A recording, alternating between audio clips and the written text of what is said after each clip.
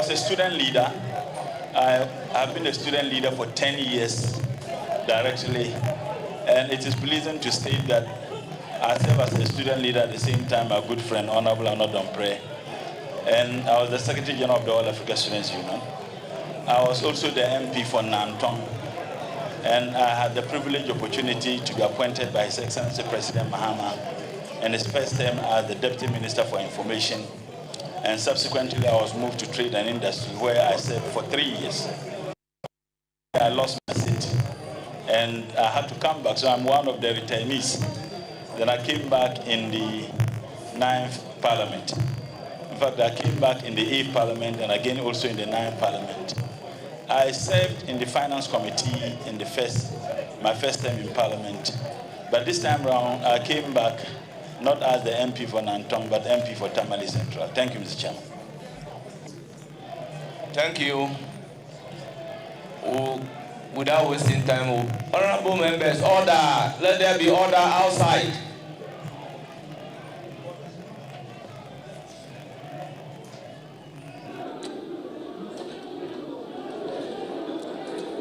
I will proceed to give the floor to Honorable John Dako.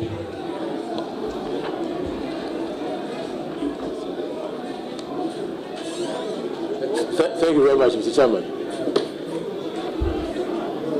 Honorable nominee,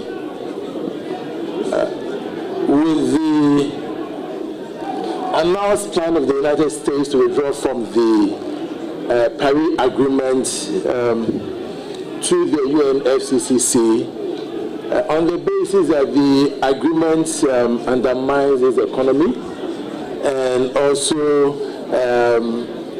puts its economy in disadvantage. That's what the United States has said as a reason for announcing their withdrawal from the Paris Agreement. And then China's seemingly unwillingness to go by the Paris Agreement.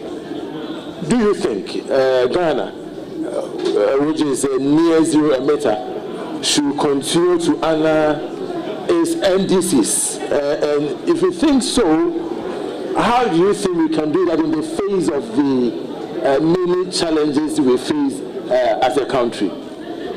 Thank you, Mr. Chairman. It is a worrying development, considering the fact that the United States of America is one of the biggest funders of, if you like, donor support that is given to many countries, particularly LDCs, in terms of their fight to ensure that there is some environmental sustainability.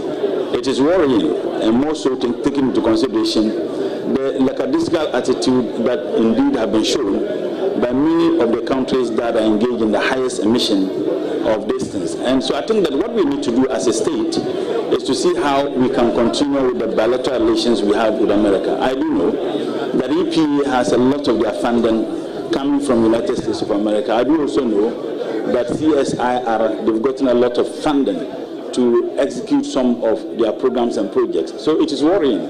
So I think it's a diplomatic issue. I will not be able to find out why America thinks that they should withdraw.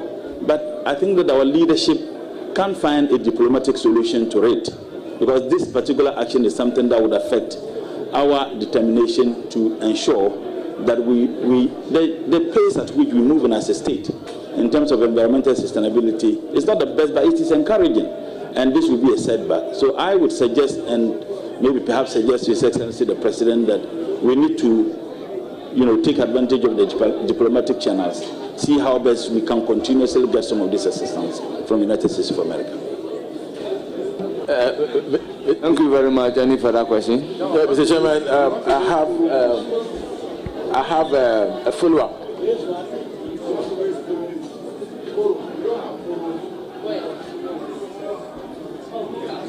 Please proceed with your question.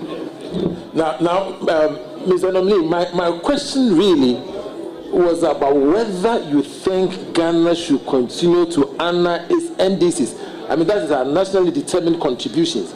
That was my question. And so if we can really expatiate on what our NDCs are and whether you think that we should continue to honor them in the face of the withdrawal of the major emitters, from the Paris Agreement? That is my question, Mr. Nominee. Well, if you ask me as an individual, I'm yet to take up that responsibility at the ministry. What I can say is that there will be some further consultation with the various stakeholders and technical people to see how best we can. But my personal view is that we need to continue honoring it. But whether we honor or not, the global emission is something that won't stop. In your question, you indicated that the LDCs contribute about 3% or less than 4%. So it is like a spoon in a teacup. So I think that we should continue honoring, because if you refuse to, some of the donor funding we are getting, we may not be able to get it. So I think that we should continue honoring it. Any further question? Yes, Mr. Chairman. My next question, Mr. Nominee, is that looking at how long it takes for plastic to degrade and how most countries are encouraging non-plastic reusable bags from shopping malls, would you consider a ban first on importation of all forms of plastic bags, and then encourage Ghanaian companies to produce non-plastic reusable carry-on bags to help with the problem of plastic usages? And if you can give timelines to this so that the people of Ghana can hold you to it when the time comes. Well, first and foremost, I don't think that I would suggest. Honorable members, it is settled at the committee that he is even yet to take his position. As to whether he will be approved or not, he doesn't know. So I find it very strange asking him to give you timeline. So he can proceed to answer the question without necessarily relating to the timeline. Chairman, I think you are leading the nominator. But yes, he should be able. Mr. Chairman, I beg to implore that. Please. Honorable members, order. Please proceed to answer the question. Thank you, Mr. Chairman. Mr. Chairman, I think that if I'm approved by this committee, I think we need to do a comprehensive feasibility study to ascertain the socio-economic impact of such a ban on the people of this country, and also take into consideration whether there are alternatives, and as to whether those alternatives are available and cheaper. I think that is what we need to look at. So if you ask me whether there should be a ban, I think it will be very difficult to answer that. What I can say is that in response to the question, the last aspect of your question, whether we should support Ghanaian domestic, businesses and investors to get into biodiversity, exactly. I think that would be one thing that I may encourage. But to ban it outright, when we are not certain whether we have the capacity to produce the alternatives and how cheaper the alternative will be, and I think that would be a very difficulty to do. But one thing I can say is that to support our Ghanaian industries and businessmen to get into investment of such is something that I would encourage. Thank you, Mr. Chairman. Thank you. Any further question? Yes, I have a follow-up. Very well. Mr. Chairman. On the plastic? Yes, very well. On the plastic. Now, Mr. Nominee, have you realized that in this country, when people even buy a bottle of water, a plastic bag is given to them, and in most cases, once they take the bottle of water, they drop the plastic bag. I don't know whether you are aware. It is the reason why we have a lot of plastic waste in our country. And so if you are saying that when it comes to the importation, you consider it later. But what would be your policy on the use of plastics in this country? That you should be able to tell us that it should be something that we should ban in the country, the use of plastic in the country. Because there are other countries around the world that have either banned the use of plastic or they've made it so expensive that people want to reuse plastic when they buy it. Here it is so cheap that people are able to buy like 10 of them a day. And so, would you allow me, my brother? But will you address the chair and proceed to ask the question? Yes. So my question is whether, apart from the importation, you suggest to His Excellency the President to ban the use of plastics in the country. Thank you, Mr. Chairman. Like I answered earlier, But I think you asked this question on the ban on the plastic bags, and he has provided the answer. You even tagged your question that will he provide a timeline for doing so. So, Mr. Chairman, with respect, there were two aspects. One was importation. And he answered that correctly. This one is the use. So will he consider a ban? Yes, Mr. Chairman. Very well. Will you consider a ban on the use of plastic bags? thank you, Mr. Chairman. I think in response to this, just like I responded to your earlier question, you don't just ban because there is a challenge. You need to be looking for alternatives. So if you don't have the alternative and you go ahead to ban, the consequences will be dire. So what I think I will do is that let's have a comprehensive, study on the issue and find out the alternative. How do we support our domestic industry to come out with, if you like, reusable containers, biodegradable packaging, and these are things that other countries have done. Rwanda didn't just ban, they came out with some of those things to be able to stabilize the system before they went ahead to impose such bans. So I think that is what I would do. Well, I recognize a follow-up question from the minority whip. Okay, Chairman, thank you. My friend, Honorable Murtala, or should I address you as Dr. Murtala? Comrade Murtala. Congratulations in the first place. I find your answer to the plastic waste quite interesting, and I want to pry further. As you do know, the separation of waste is one fundamental needs of our country now. I mean, in other jurisdictions, you find that even from the outset, the waste is separated, which helps in the management or disposal. What is your thinking going into the ministry? And I know this plastic waste is a huge concern, environmental effect of the environment and all that. Is it? And I heard your answer when you said that you have to get there to probably look at the stakes to be able to take a decision whether to ban or not to ban. But you are going to be, inshallah, by the grace of the Almighty, you are going to be our Minister for the Environment. I'm curious to know what your thinking is in the face of this challenge that plastic waste poses to the environment and the economy. What is your thinking? What should be the approach? Thank you, Mr. Chairman. In other jurisdictions, the segregation starts at home and in the communities. That is not what we experience in our part of the country. What do we then need to do to ensure that there is some proper education and sensitization of domestic users and disposal of waste, such that within homes, if the state needs to intervene to provide the needed dustbins, more or less, liquid waste where you dump them, solid waste where you dump them, it all helps. And I think that is what I'll be looking at.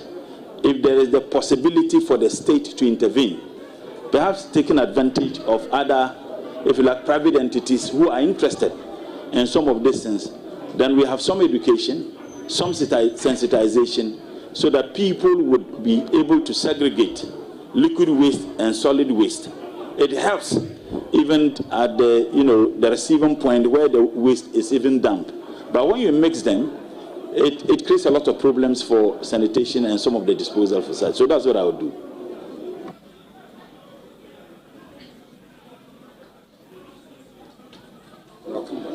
Honourable Member, your last question. Thank you, Mr. Chairman. Honourable nominee, when it comes to environmental pollution, we talk more about air and water. But there's another one which we seem to have forgotten, and that is noise pollution, which is generally caused by the traffic noise, air noise, construction sites, catering, and nightlife, and even especially religious bodies. Do you mind sharing in detail your specific plans to combat all these forms of pollution, but especially for today on noise pollution?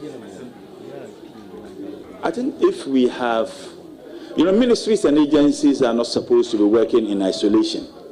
What I will do is to deepen the collaboration between ministries to ministry, agency to agency. If you look at noise, for example, you may see it entirely as a responsibility of MESTI. But to be able to have a policy that would regulate the noise that people engage in our communities, you cannot do that without engaging traditional authorities, without engaging local governance level. In this case, the Ministry of Local Government and Chief Sansi will be so much important in it. So I think what I will do is to have some consultation with some of these ministries and agencies and see how best we can all help to stem the tide. If you check the EPA law, it seems to me that there isn't any aspects of noise, if you like, pollution in it. That is something I would want to take a second look at. If there can be some amendments just in the new law so that we can incorporate noise pollution into that act, and I think that is also something that will go a long way to help. Thank you. I'll proceed to give the floor to Mr. Chairman, Honorable. I have follow-up if you don't mind, Mr. Chairman. Very well. The follow-up on the noise. In answering the question, you mentioned the new law which is in the offing. I'm sure you've seen it. And so, are you able to share with us the specific provisions in the law which you believe can help with the noise pollution? Or if there are none, are you able to tell us the lacuna, what you think should be done regarding the new bill to be able to combat this noise pollution? Thank you, Mr. Chairman. I guess when I was responding to your question, I said that is what seemed to be missing in the new law, the aspects of the noise pollution, and that is what I will be taking up. I recognize Honorable Adolfo. Yeah, thank you. Thank you, Mr. Chairman. Comrade Murtala, congratulations. And you did not run away from Nanton for nothing. You came to Tamale and you are now a king there. Once again, congratulations. Honorable, I'm coming home. We know the ministry you are going plays a pivotal role in economic development in this country. I know your capabilities, but I want to find out from you, what are the main environmental issues confronting this country? Can you list some of these? Well, you look, Mr. Chairman, thank you. Galamsey is one classical example. I mean, the environment is destroyed, and I must also add that, Mr. Chairman, the responsibility of protecting and ensuring that we sustain the environment is a religious one, maybe unknown to many people. If you read Genesis 2:15, there is ample statement that demonstrate that we must all do everything possible to protect the environment. And if you come and read the Quran chapter 2, verse 30 in Surah Al-Baqarah, Allah himself admonished us. There are hadiths, and when I say hadiths, these were the sayings and the practices of the Holy Prophet, where he insisted that even in war, do not cut down trees. So there is some reasons why everybody, and I believe that in African traditional religions, they tell you that when the last tree is cut, the last man dies. If you read other religious groupings, Judaism, Zoroastrianism, Buddhism, you see that they all have aspects of the need to protect the environment. So if you ask me, I think that is one major challenge, and it encapsulates a lot of things, because they cut down trees, they destroy water bodies, they destroy livelihood, they destroy the habitat that lives in them. So if I say Galamsey, I think that it encapsulates a lot of aspects of the examples that I may be given as one of the things that affects our environment. Thank you. Chairman, a follow-up. I'm happy you mentioned about cutting down trees. Can you tell us the percentage of forest cover about 50 years ago in Ghana? Mr. Chairman, I will not be able to. What I can say is that I know that the World Bank financed a project undertaken by EP and the ministry to determine the destruction of water bodies and the forests. And the report was shocking. When they quantified it, it constituted about 10% of our GDP. So what I even intend to do is to take an audit of the environmental degradation that we have had in this country. Because if you have an audit that is done, then you have something, in hand that you can work with. But it seems to me that we are engaged in firefighting. You cannot specifically say this is the level of destruction of the activities of Galamsey and other human activities to our environment. So the first thing I intend to do is to see if we can have a national audit to be able to determine the percentage of the environment that is destroyed, taking into consideration the work that was funded to be done by the World Bank and EP and the MSC. So that's what I intend to do. Yeah, thank you, Mr. Chairman. I still want to bring my brother down to that same. This is a follow-up, Chairman. I want to know presently if you have an idea the percentage of forest cover in this country. I don't have that in hand presently. I don't.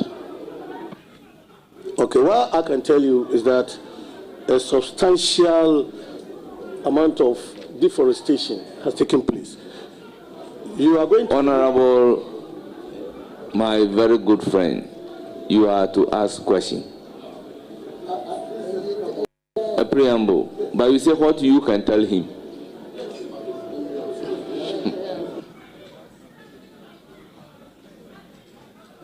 Thank you, Chairman. That's a substantial amount of deforestation has taken place to the level that if care is not taken, Ghana will be swallowed up by the Sahel. And you go into that ministry, what measures are you going to put in place to grow our forests? Thank you, Mr. Chairman. I do know that there was a policy of planting trees in this country, I guess by the Minister of... the Minister of Lands and Natural Resources. I was surprised that MESTI was not involved in that. And I was surprised also that if you look at the Interministerial Committee on Galamsey, Minister of Environment, Science and Technology is not a member. The reason why Galamsey and the destruction of the environment is an issue because it affects the environment. So if you have a committee that is to see to it that we stem the tide, I think that the Minister of Environment should play the leading role in terms of that. Now, I think we can have every child per tree policy, every child. And children are engaged in competition and they love that. So if you have a policy that every child should plant a tree and nurture that tree, it is tailored into President Mohammed's vision as captured in the NDC's manifesto, that every man per tree. So I'll take it further. Apart from every man per tree, every child should plant a tree and nurture it. We should also have aspects to look at how we can, work in hand with the Minister of Agriculture to support farmers to reclaim some of the degraded lands. There are several ways by which people who are engaged in agricultural activities can do that. That is environmental friendly. And these are some of the issues I will be taking up with other ministries such as Minister of Agriculture. Mr. Chairman, my second question. I'm coming from the Agriculture Ministry, and one major problem that farmers face is post-harvest losses. You are going to a ministry where you are going to be in control of science, technology, and all that. What plans do you have to use technology, especially nuclear energy, to preserve agricultural produce so we can reduce these post-harvest losses? First and foremost, I'll be looking at increasing the funding sources of some of these state institutions. The Ghana, Ghana Atomic Energy, Commission, and you have EPA, you have CSIR. They all have the capacity to come out with new innovative ways by which we can assist to protect our environment. Unfortunately, if you look at budgetary allocation to them, are not encouraging. One, I would insist that we increase budgetary allocations to them. So what I have done, I've had engagement with heads of the various institutions, and I insist that they all present to me a paper determining the challenges they are facing within the agencies, challenges which prevents them, unfortunately, from executing to their fullest capacity, and means by which we can find solutions to them. So that if I am discussing that with the government, I should discuss with the government having something that is concrete. So I think that once we get through, we'll be able to engage various stakeholders. Now, Mr. Chairman, the issue of post-harvest loss, it is not only limited just to the environment. It has something also to do with motorability, access to farmlands. Because I'm a farmer myself, and I have seen people who engage in small-scale farming, that they can harvest their farm produce, but they find it extremely difficult to cut them to market centers to sell. And they all contribute to the post-harvest loss. How do we work in tandem with Ministry of Roads so that that linkage that ought to exist between ministries is deepened? And I think that these are some of the issues I want to look at. So in as much as I'll look at the aspects of the environment and what we intend to do, I'll look at the aspects of other ministries can do in line with the Ministry of Environment, Science and Technology to reduce this post-harvest loss and increase agricultural yield. Thank you, Mr. Chairman. Yeah, thank you. In your answer, you've given indication that you work in collaboration with other ministries and agencies to resolve some of these problems. There's a key government policy in education, that's the STEM education. They say charity begins at home, and you know that. How when giving the nod, Honorable Member of Parliament, when giving the nod, what are you going to do to bridge the gap between your ministry and the STEM policy, if you want it expanded for the benefit of this country? Thank you. Thank you, Mr. Chairman. I think STEM is not only important but essential in our drive towards innovation, industrializing, first and foremost in conjunction or in collaboration with the Ministry of Education. If we can add STEM education in our educational curricula at all levels, it seems to me that it is only limited to those who want to study in the area of science, innovation and others.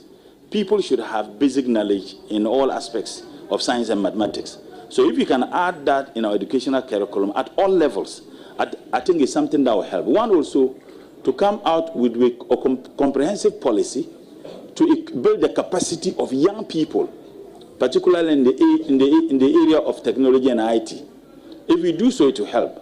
Another thing is, I know Ministry of Communication is doing something in the area of ICT, where they can help young people across the country through the provision of the fiber optic, cable, so that we can have access to internet everywhere. I will work in collaboration with the Ministry of Communication, Ministry of Education, to see how best we can assist. I do know there are a lot of donor-funded, funding that is available. How do we access that? Even if our capacity as a state is difficult to get it, we can get some donor funding. You take there are a lot of UNDP. They have a funding facility where they build the capacity of people who are engaged in such activities. We take advantage of them to be able to find a solution to some of these problems. Thank you. Yeah, Mr. Chairman, is there a follow-up question on the STEM? No. Because you've asked your third question. This is my third one. The other one was a follow-up. No, you asked the first question. Your second question was on post-harvest loss. The third one was on STEM education. So if you want to ask a follow-up question on STEM education, I would allow you. But if it is not a follow-up question, then you have exhausted your questions. Mr. Chairman, I'll take a cue. Honorable nominee, the STEM education that you spoke about is leading me to something else. All the agencies under you, some are more endowed, others are not. So how are you going to ensure that those that are not endowed, like CSR, like Ghana Atomic, you come to their rescue in terms of budgetary allocation, so they can also be up and doing? Because without those agencies working in full capacity, there's no way any of the plans that you have can come to fruition. So I want to know what plans you have, because this is a budget issue. How are you going to influence the Minister of Finance? Well, thank you, Mr. Chairman. I know that some of the agency heads will not be happy if you say they are endowed, because when I engage them, they are all complaining. But it's true. Even in the eyes of these challenges and difficulty they all go through, there are some that are better. I think that we can have an internal arrangement within the Ministry of Environment, Science and Technology. For example, if you have EPA, that has the capacity to conduct research. CSIR also has the capacity to conduct. Ghana Atomic Energy Commission, they also have the capacity to conduct researches. So if EPA is better in terms of their financial standing than, let's say, CSIR, and EPA has a research to conduct, we can cede that research to CSIR to conduct. Because once they conduct, there will be some financial assistance they will get. So instead of EPA doing it, you can cede it to CSIR. That will facilitate the work. In fact, in my engagement with them, one of the agencies, which name I wouldn't mention, the head of that agency is driving an old car, a car that the two previous heads, in fact, actually drove, and he's also driving the same car. And I think that if you do this, at least the funding sources can be channeled to those agencies, and it would help, shore up their financial standing. That is one thing I want to do. Another thing, I want to make a stronger case to His Excellency the President, the need for us to increase the budgetary allocation for these agencies. Research is sunk unknown to our growth and development as a state. Unfortunately, the percentage of GDP that is allocated to research in this country is discouraging. If you read the NDC's manifesto, President Mahama intends to up that so that we have enough money that is given to research. Another way I think we can do that is to see how... Honorable nominee, please be brief. Another way, and my last one, another way I think we can do that is to see how we link up these research institutions to the private sector, particularly industry players, so that let them understand that research is important to their success. If we're able to do that, it will help them to be financially viable so that they can execute the projects they intend to. Thank you. Mr. Chairman, yes, Honorable nominee, I like your zeal in improving the budgetary allocation to those agencies, and you meeting them, at least you got to know the real situation over there. One key issue that is affecting some of these agencies is the capping policy, because a lot of them, maybe through IGF, may raise enough funds to prosecute their programs. I want to find out if you would tell the Minister of Finance that, or what he would do about the capping, so that your agencies will have the needed funding to prosecute the agenda. Thank you. Thank you, Mr. Chairman. I have an outstanding working relationship and personal relationship with the Minister. And for me, that is a plus. And two, like I indicated earlier, I've asked all the agencies to present a paper to me. The challenges, the possible outcomes, if those challenges, are able to be solved, and the financial, impact it would have on the activities of those agencies.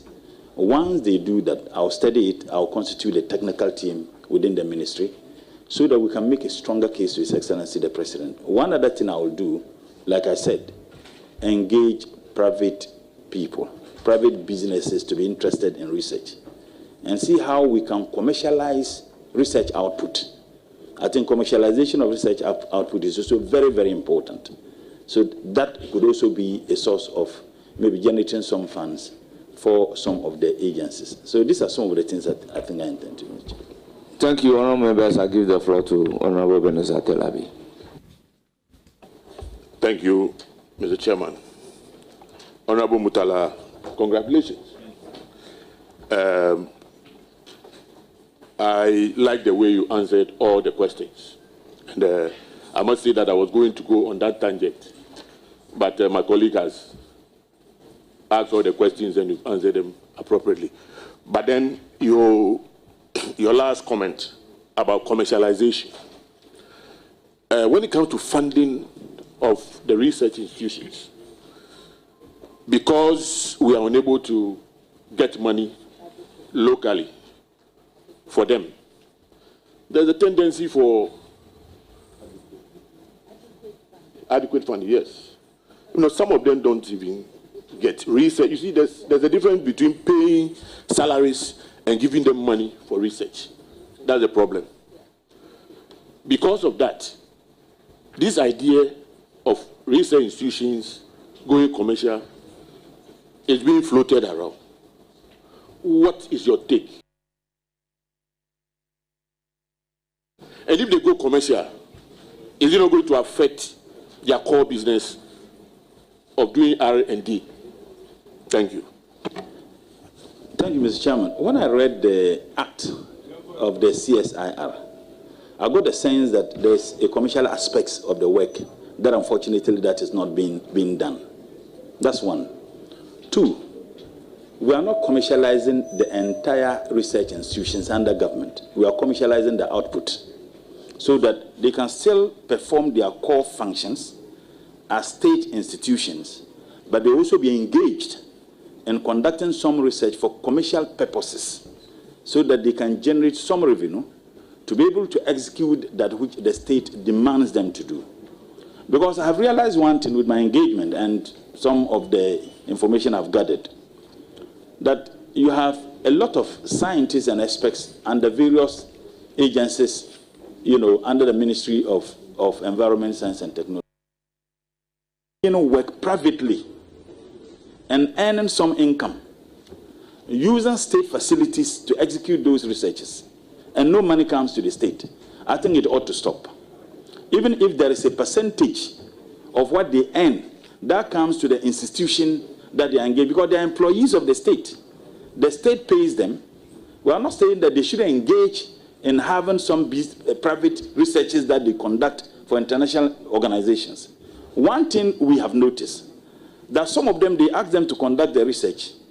When they get the information they need, even before the conclusion of the research, they stop. And with the excuse that funding is no longer coming. They would have gotten what they need. So it's a form of a brain drain. Unfortunately, that brain is drained within Ghana. It is not taken out there. I think that is something that we need to look at. Honorable, I'm doing a follow-up. Honorable nominee, don't you think it may require the setting up of a special center that should be looking at this commercialization of this research outputs out there? Thank you. Thank you, Mr. Chair. I think it's a very good idea and it's something that I certainly would consider. More so engaging various stakeholders in the industry. Thank you, Chair. Honestly, Honorable nominee. Honorable, yes. Is that a follow-up? Yes, or another question? Another question. Yes. So that would be your second question. Yes. And okay. All right. Not necessarily a question, but all right. Go ahead, Mr. Nominee. If you go back to CSI, realize that we have, as you said, we have capable scientists, and sometimes they are forced to look for funding outside because we don't give them enough funding.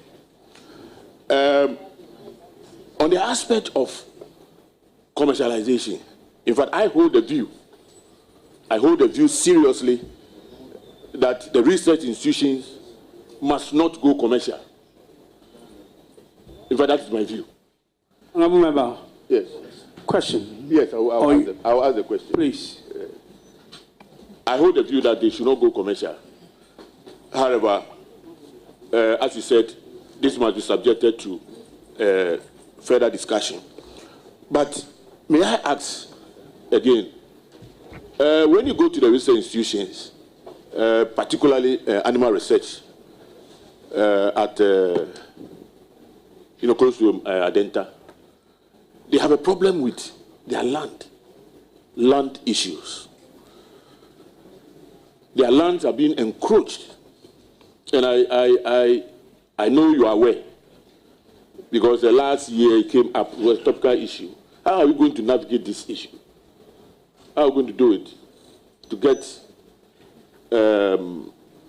people, stop encroaching lands that have been acquired for these various institutions?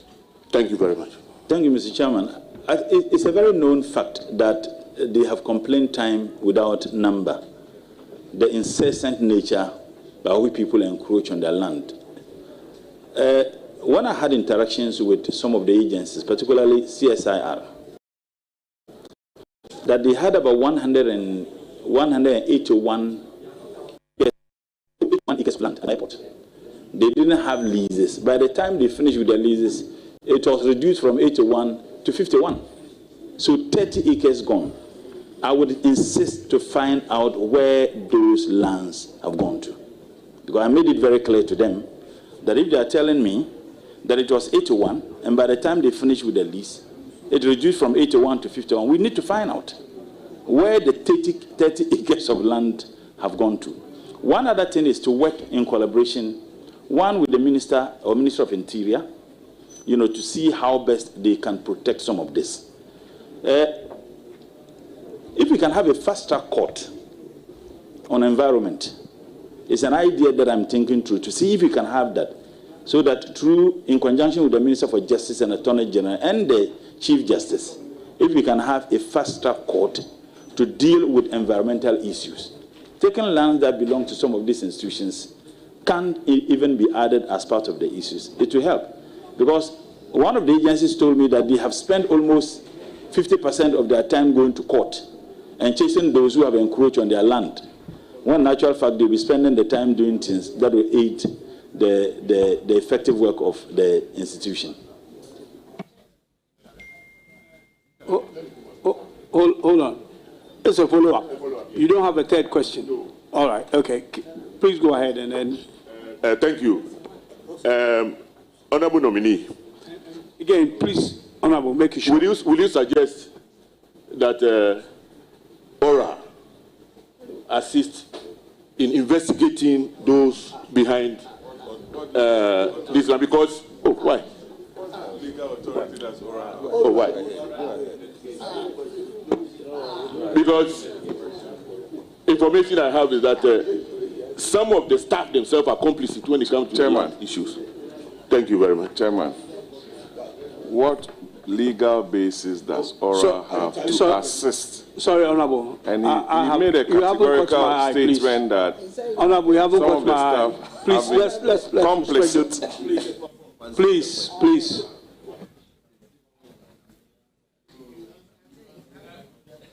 Done? Okay. Nominee, please. Mr. Chairman, I think this is new information he's given to me as to the complicity of employees of those institutions. I think that if it is so, he's an honorable member, and I do know that he can't just make a statement without evidence. I would have further engagement with him so that we can involve appropriate state institutions to investigate the matter. Thank you. Appropriate state institution. Yes, I will let you in. Quickly, please. Honorable Acting Chair, Honorable nominee,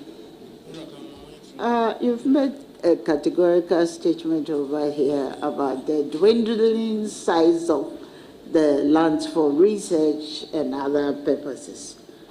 Have you actually done an intensive inquisition into why it is happening so? Because I believe there's a school of thought that where the research centers are at the moment, it's not serving the purposes for which they were established. And it will be advisable if they are relocated beyond, because you are talking about animal research center and some of the lands that are required by that. So I just want to find out from you whether you have actually made a deep inquisition into why these lands are being reallocated. Thank you. Thank you, Mr. Chairman. I indicated in my response that this was something that came up when I engage the various agencies under the ministry. I think that with the investigation that will be done into it and further inquisition as you're suggesting, we'll be able to know what happened to those lands. Because if I'm told that 81 acres, and by the time they got the lease, it reduced to 50, we need to know. So I would, your advice is something that is very important. I know you've been a deputy minister at the ministry before. I've had interactions with you, and I told you that after the vetting, I will engage you further. I think you'll be a very important person to give me some of this information. Thank you. Oh, hold on. You come in later and give us the information. I would like to call on Professor Hamza. It's your turn.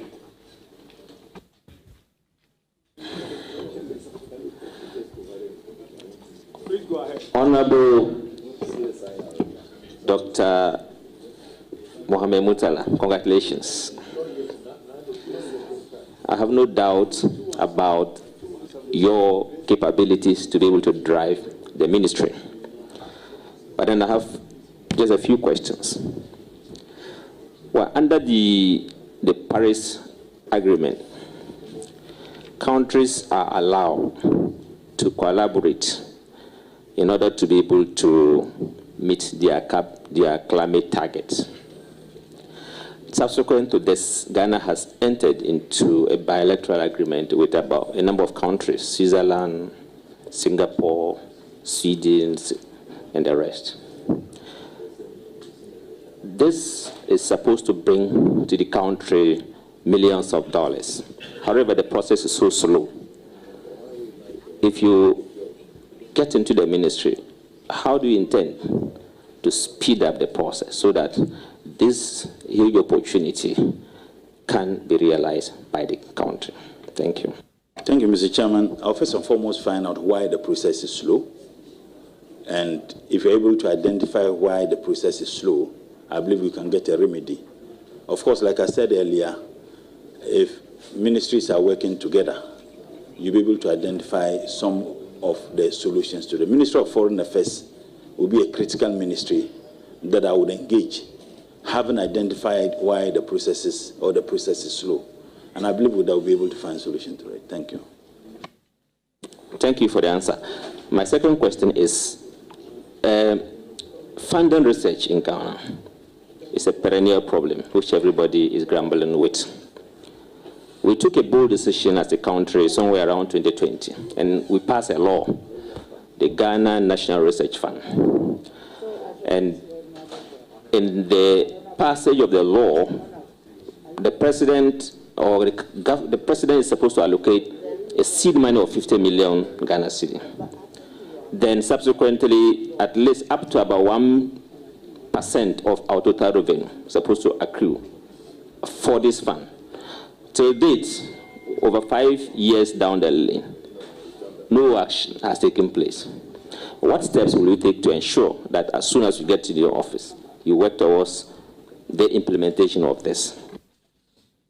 Thank you, Mr. Chairman. The information I got is that when the law was passed, I think in 2020 by Parliament, there was a difficulty as to which ministry handles it. I think the debate was between MESTI and Ministry of Education as to which ministry should handle it. Unfortunately, this debate or argument, ran for 4 years as to which ministry handles it. Yes, 50 million Ghana cedis as the seed capital. The information I got as of this morning is that because of that debate as to which ministry handles it, it was only in 2024, I think that by the end of 2024, that the president directed that Ministry of Education should handle that particular fund. So what I'll do is that, of course, I'll sit with the Minister for Education, who happened to be my senior brother, and see how we can tailor the funding of it to meet the vision and the policy position of His Excellency the President. As a matter of fact, I don't mind much which ministry handles it if we are to work together. For me, it doesn't matter which ministry handles that facility. But if we are to work together, I think that is what I will be interested in. Thank you. My last question, Honorable Dr.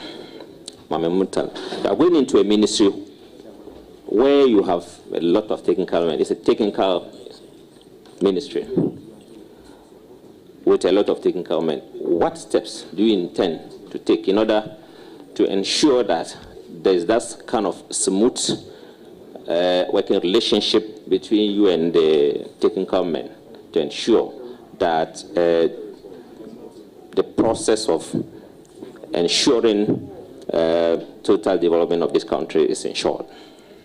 Thank you, Mr. Chairman. Let me quickly say that I don't know why repeatedly you address me doctor. I haven't graduated yet. I'll be graduating, God willing, on the 11th of next month. Don't do that, and University of Ghana says that we are not awarding you the PhD again. Just besides the point.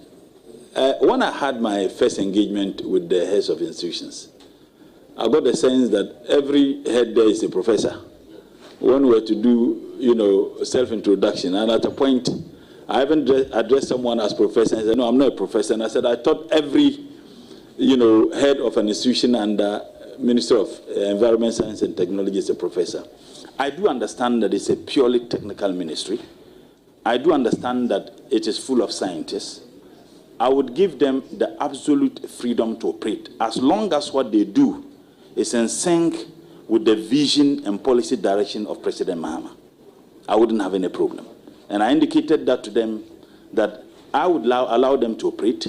Whatever they think that we should do that will near to the benefit of the people of this country, and in line with the vision and policy position of President Mahama, I'm good to go with them.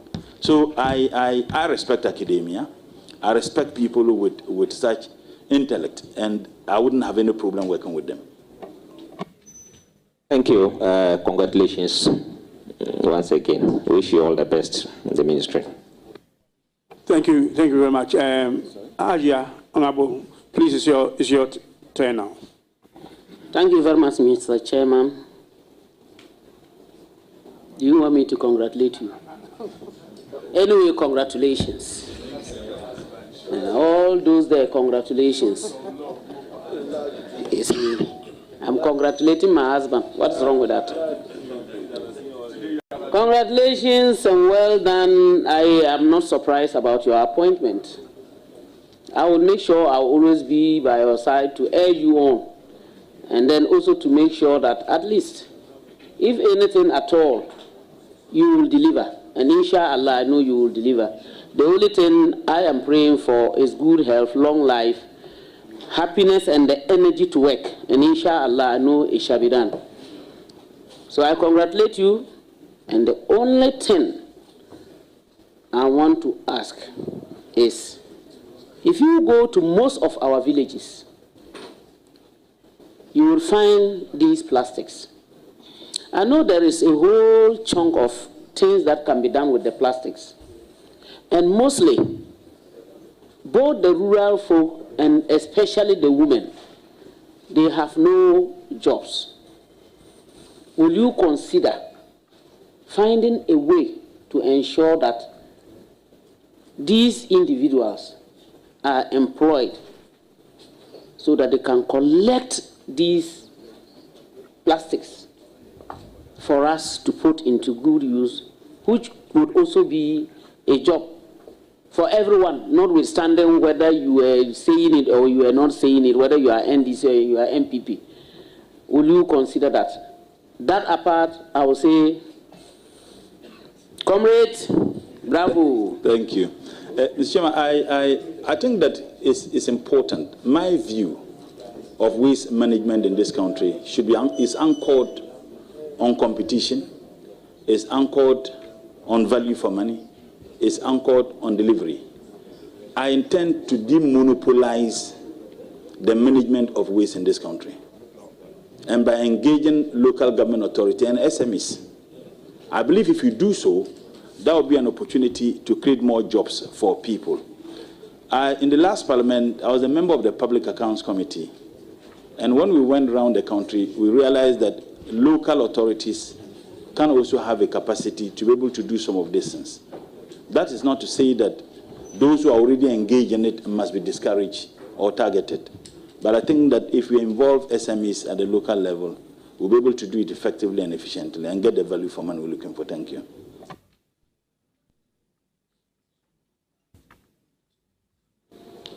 Are you done? Yeah, okay. Thank you very much. Now I will come to my left. And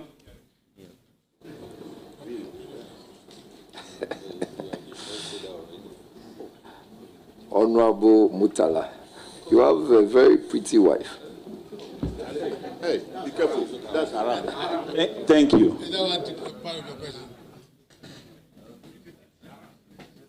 Honorable, congratulations.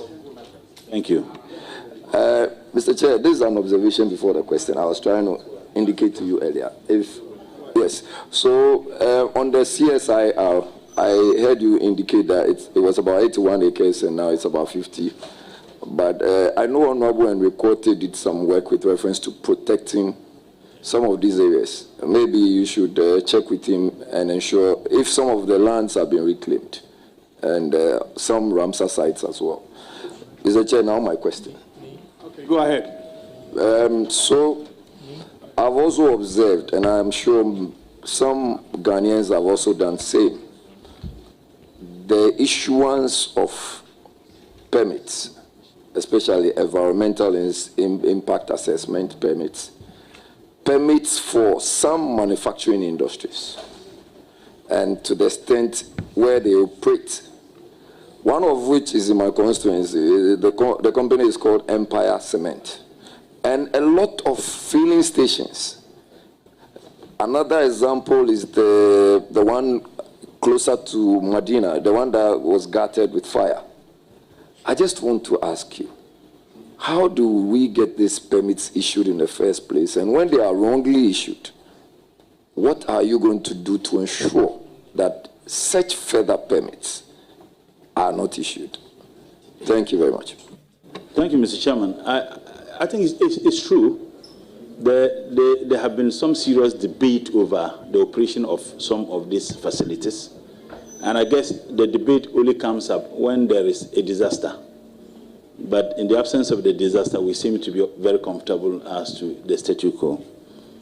I do know that with the new EPA law, which Parliament passed, EPA permit or certificate is now preconditioned for any other permit you are supposed to get. If you want to operate, for example, in the mining industry, you need to have the EPA certificate first before you can get any other certificate or permit to be able to operate. Once again, I think that various ministries do not need to work in isolation, and agencies. If you look at the EPA law, it has given EPA so much powers. But the minister has a supervisory role to ensure that the powers given to that agency is used effectively, efficiently, transparently, without any difficulty. The Empire Cement example you gave, I've had some interactions with, leadership of the various agents, particularly EPA. And we will look into that. It is something that I will take up seriously. The good thing is that the permit, my understanding is that it's given every 2 years. So there are some preconditions. If you issue the permit, these are the things you need to do.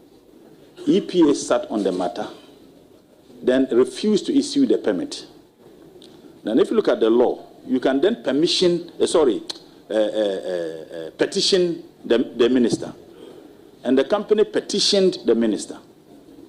The minister constituted a team to sit into it. And I think that there were some changes thereof.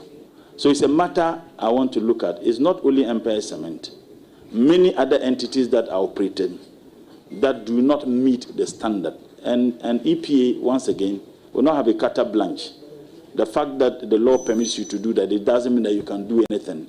I have a responsibility to monitor and supervise the permits they issue. And as much as I wouldn't get involved in the legal aspects of the issuance of permits, because if there's any problem, it's the minister who will be blamed. And I don't want to be blamed. I want things to be done in accordance with law. And that's what I will insist. Thank you. You may ask, is a follow-up? Yes. All right, okay.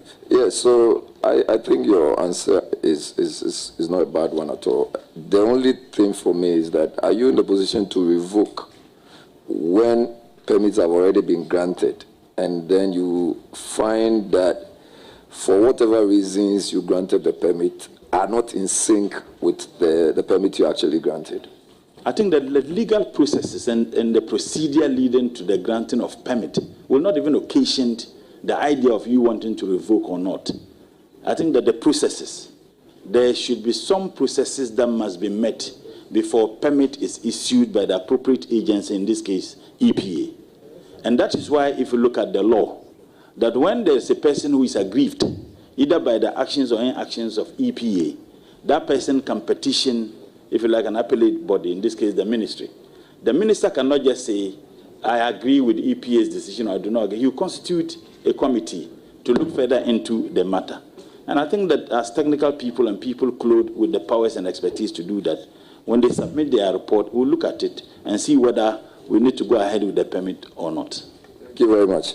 Mr. Chair, I have my second question, and that has to do with the popular Restore Ghana initiative.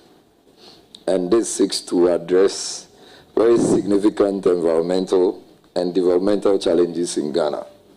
Do you want to expatiate on that, since it's in your manifesto? Thank you, Mr. Chairman. It borders on reclaiming our lands, and we, like I said, we all know the havoc of Galamsey. And when I answered the earlier question, I said Galamsey is enough to talk about all aspects of environmental destruction. They destroy water bodies, they destroy farmlands, they destroy habitats that live in them, they destroy the livelihood of people. I think that deepening collaborative effort among ministries is important. If you ask me, my personal view, I think the issue of fighting Galamsey, it should be the Ministry of Environment that should take the lead. I don't think it should be Ministry of Lands. Ministry of Lands is accused, rightly or wrongly, as having been a participant in the Galamsey menace we have. So it shouldn't be the ministry that should be taking the lead in fighting Galamsey. Unfortunately, the interministerial committee that was constituted, Ministry of Environment was not even on that committee. And I guess my mother, would certainly lament on some of those things, because I think that the reason why Galamsey is an issue is because of the destruction of the environment and the consequences that such destructions bring to our livelihood. So it was mind-boggling that the Ministry of Environment, Science and Technology was not even on that committee. I think that the ministry should take a lead role in fighting against this Galamsey menace.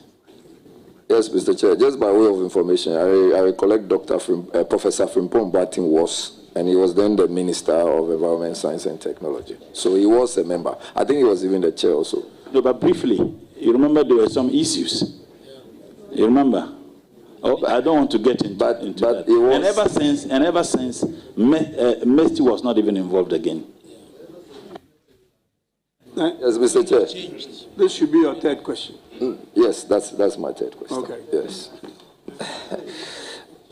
There could always be a follow-up depending on the answer. I just want you to avert your mind to electric waste and the hazard it's causing. And when you go to the Agbogloshi area, and what is currently happening to electric waste, I do not know if you have any strategies or plans to ensure that electronic waste, thank you very much, Ahmed. Electronic waste, I do not know if you have any plans to ensure that electronic waste is rather waste that would bring money rather than cause more waste. Thank you. Thank you, Mr. Chairman. There's actually an act of parliament, the Hazardous and Electronic Waste Control Management Act of 2016, Act 917. And again, we have what we call the e-waste recycling center at Agbogloshi. There is one that the ministry has, but for proximity, they realized that the young men who are engaged in this act were unwilling to transport those items to the, if like, the holding center at Ajinkotoku. So the ministry then decided, and thank God, my mother, she was there. They then decided to have that at Agbogloshi. the disturbing information I'm getting is that the people are getting back there. Maybe the question is it a case that the monies that were given to them based on what they were virtually selling was not encouraging? That is one thing I want to look at. If it has to do with money, do we need to up it a little so that will encourage them? When they bring it, they can easily take it without they trying to bend, taking into consideration the health hazards that may occasion as a result of the activities. So it's one thing I want to look at. If it has to do with the money, maybe we can up a little. I know there are a lot of funding, grants available that we can access to be able to do some of those things. I want to be looking at that. But you see, when there was a reduction, it wasn't because there was a reduction in the emission. It was because they were no longer operating there because of the actions taken by the then Greater Accra Regional Minister. So they were having other places, they were emitting the same, if you like, carbon dioxide. But we felt that, this thing is now doing well. So I would engage various stakeholders. I would engage the communities, those young men who are doing that. I've been to Agbobulushi a couple of times when I was the MP for Nantong. I would engage them to see them see the need for them to sell it to the center that is there, taking into consideration the effects or the consequences of their actions on their health. And I believe once we do that, it will help. The Chair, just a follow-up, and it's to the effect that the one, I'm also aware of another one, and it's very close to the Kolibu Teaching Hospital. Is there any plans to consider dealing with that one first, and even if there can be a closure? I would have a discussion with the Minister for Local Government, who happened to be my leader in Parliament, and the Greater Accra Regional Minister, and then the MPs of the area. I mean, the MP is a senior comrade of mine. I share the same floor with him, so I would have further discussions with him. I don't want to rush to say that we will do this when I don't have proper understanding of the reasons, and that is what I will do. Thank you. Mr. Speaker, sorry, Mr. Chair, I wish my brother a very good one. Thank you. Thank you very much. It's now the turn of Honorable Patrick Boamo. Please take the floor. Thank you, Vice Chair and Member for Cape Coast South. Congratulations, my good friend. From the 6th Parliament to the 9th Parliament. Kaola. Alafi. Andre. Nah. Good. Minister, congratulations again, my good friend. Thank you. Are you familiar with the Biosafety Act of Ghana, 2011? Yes. There was a recent High Court decision by some human rights group that threw out some proposals or the quest for government to introduce GMOs or genetically modified organisms. What is your take on GMOs in Ghana as a matter of policy, and whether you are going to have a second look at it, taking into consideration the resources that went into the formulation and enactment of this law, and how it stands to benefit the country? Thank you. Thank you, Mr. Chairman. There's a global debate as to whether we should continuously consuming GMO. And I think that the debate is also occasioned by food scarcity, particularly in many developing countries. And the contending view is that we should ban it. But the question people ask is that if we ban GMO, what will be the effect on us? Would we have enough food? I think that the Biosafety Act and the National Biosafety Authority is clothed with the capacity to be able to determine the processes through which certain organisms, GMO, genetically modified organisms, some say genetically modified food, certain organisms can be used in our domestic market. And I have no doubt whatsoever the capacity of the National Biosafety Authority to be able to assess and advise government either through the Ministry of Agric, through Ministry of Health, and the ministry as to which could be consumed domestically. Because if you ban, what will be the effect on us? And as far as they certify that this particular food is healthy to be consumed, I would have no problem at all with that. That's assuring, and I think you must take a very good look at that. And you being an environmentalist, what do you know of the terminology called other environmental trends? Have you heard about them? Before I proceed to ask my question. Yes, Mr. Chairman. What are some of them? Let me agitate your mind or thinking on other environmental trends. It's a global lingua. Let me put it that way. Yeah, my understanding is that it involves a lot.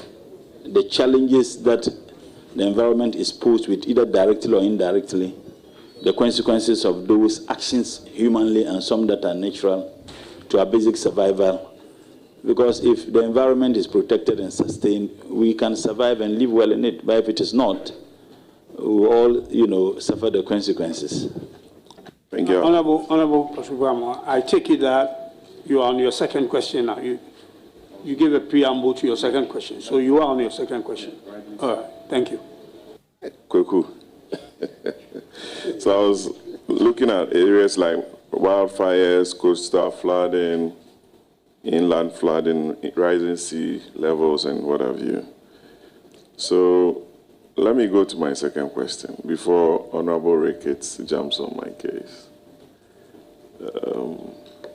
I got a question from some industry players on the ban of PPs. Polypropylene. They are not environmentally friendly, used in bagging cement. They've been banned by the EPA, but its enforcement has become a challenge because companies are able to pay and get their way out because they don't care. They will bring them from Nigeria and other places, use them in bagging the cement here, whilst we have local companies who have set up and are able to produce and meet market demands. They want to find out from you whether you'll be able to have the steel, as it requires of a minister, to ensure that the enforcement is carried through to promote local industry, create more jobs and taxes for government. Thank you. Thank you, Mr. Chairman. Honorable Patrick Buama knows me very well, and I don't joke with principles. Anything that it will take legally to ensure that people conduct their businesses in accordance with law, I will do it, regardless who will be affected. So that's one thing I can assure you. But what I will say is that I will engage industry players, and it will be good, I believe, if you give me the opportunity to serve the people of this country by approving me, I would have some engagement and interactions, not just with agencies, but business players within the environmental space.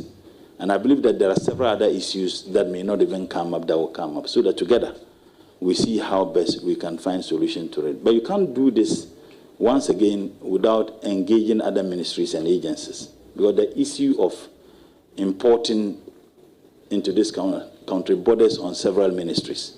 Ministry of Trade, Industry, and Agro-Businesses, the Ministry of Finances, they're through their agencies. If we have such interactions and engagement, we can all find solutions to it. And of course, the Ministry of Justice and Attorney General, it borders on illegality. They would also have a role to play, and that is what I will do first, in order to find solution permanently to some of these problems. We may not be able to stop it entirely, but we should make it absolutely inconvenient for anybody to want to engage in such. Minister, as a follow-up, there's actually a law in place banning its importation. That is what the industry players in Ghana wants the ministry to enforce. So you are clothed with all the powers to ensure its enforceability. Let me go to my third and final question, Chairman. President Donald Trump your good friend, the 47th President of America, for the second time, has signed an executive order taking out the United States from the Paris Climate Accord. It has a lot of global implications. Ghana is a signatory to that convention or treaty. What are some of the effects, in your view, that Ghana stands to suffer from the withdrawal of the U.S. from this all-important climate change, given the fact that in the west coast of America, we saw the fires there, in California, even in Ghana, a lot has happened. It rains even in November, December, what have you. So some of us do believe in climate change. And a big power like the U.S. taking this stance, especially in this very important period.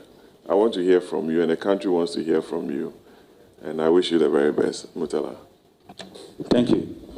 Mr. Chairman, I guess there was an earlier question that was not even direct as did, but in my response, I did indicate that it is a worrying development, considering the fact that the U.S. is the second largest emitter of the green gas, and also taking into consideration the amount of money that Ghana, as a state, gets from the United States of America to support, the work and our effort for environmental sustainability in this country.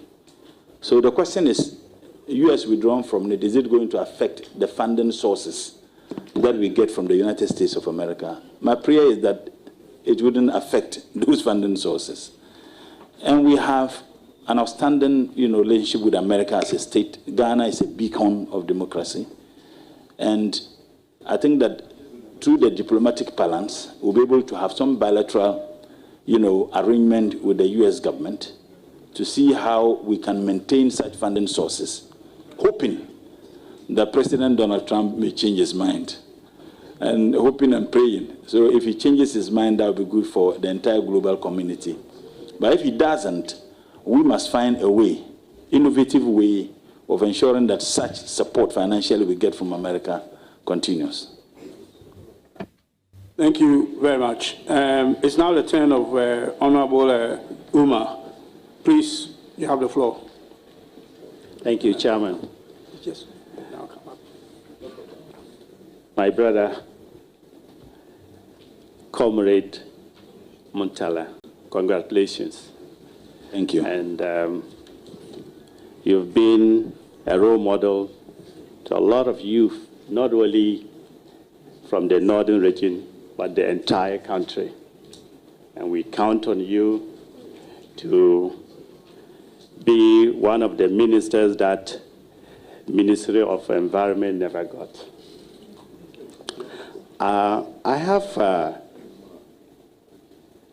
I've been worried about solid waste and disposal in urban areas and communities.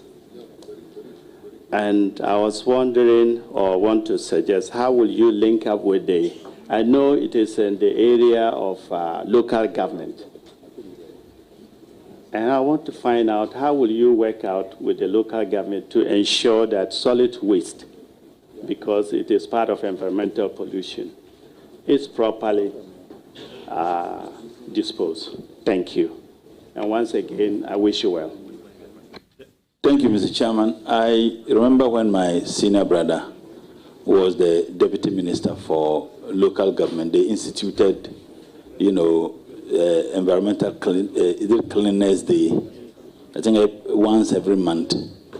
For me, it was a novelty that we ought to have continued. Environmental or solid waste disposal is not only the responsibility of the state, it is also the responsibility of the citizenry. How do we get citizens to speed so that they understand that that responsibility is not only limited to the state? What do they all have to do? And I think that they can do that through sensitization and education. And you cannot do that in isolation as MESTI. We certainly would have to do that in collaborative fashion with other ministry. And I don't see it to be a work between Ministry of Environment, Science and Tech and only local government. Even Ministry of Health.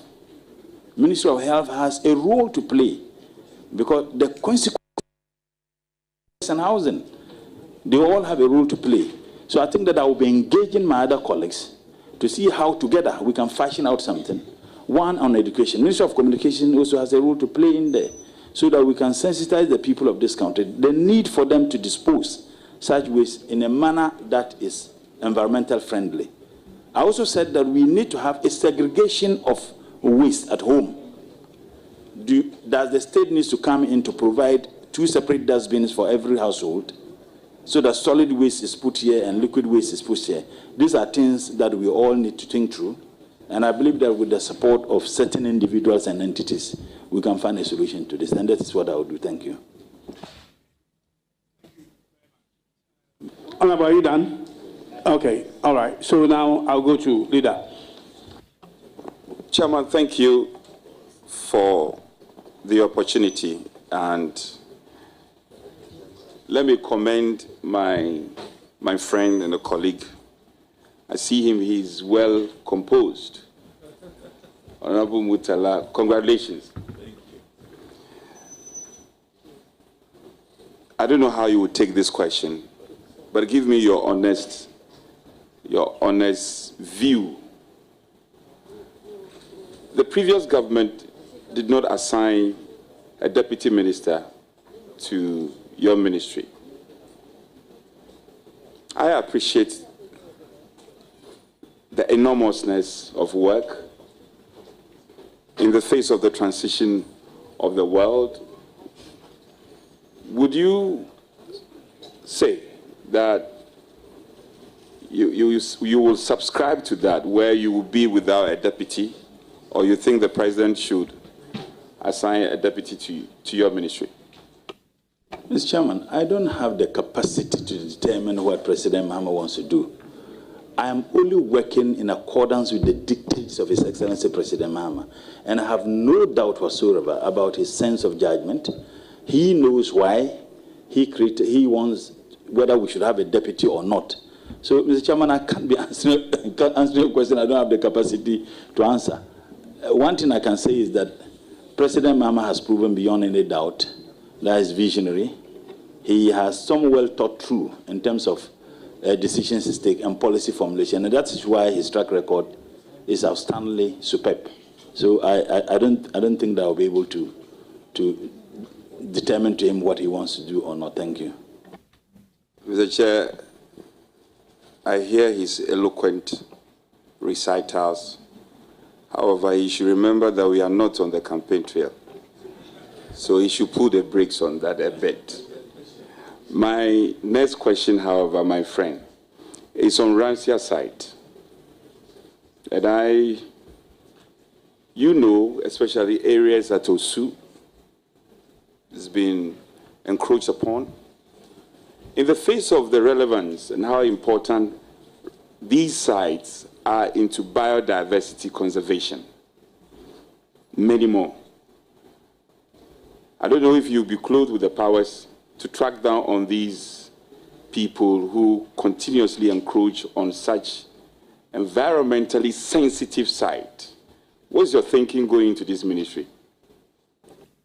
Well, like I said, I'm not going to work in isolation. I'm going to work with people who are clothed with enormous capacity and abilities to be able to fashion out policies that would stem the tide of what we're all concerned about. But if you ask me, I would say that we could have a task force that will have a responsibility of monitoring compliance, environmental compliance. And Ministry of Environment, Science and Technology cannot do it alone. Once again, we'll do it with other ministries. If you get a sense, I'm always talking about the interlinkages. Become a development planner by profession. And I know how important working together can yield the results. If you work in isolations, as ministries and agencies, you continuously having some of the problems we have. So once again, I would engage further. I will engage the experts at the ministry and various stakeholders, including, the private sector. They all have a role to play. And most importantly, other ministries and agencies to see how we can all find solution to this unfortunate incident here. Mr. Chair, follow up on that. Sometimes it is easier said than done. And I hear you when you said you are going to consult stakeholders, even the private sector. Sometimes your stakeholders may be thinking differently from what your thinking lines are. When you're having situations, you're having difficulties in ensuring what you believe in, what your defined, functionalities are as defined by law, and you're having difficulties. Sometimes even your own colleague ministers may not agree with you. I know you are one passionate person that you want things done. If you encounter such a situation, what are you going to do?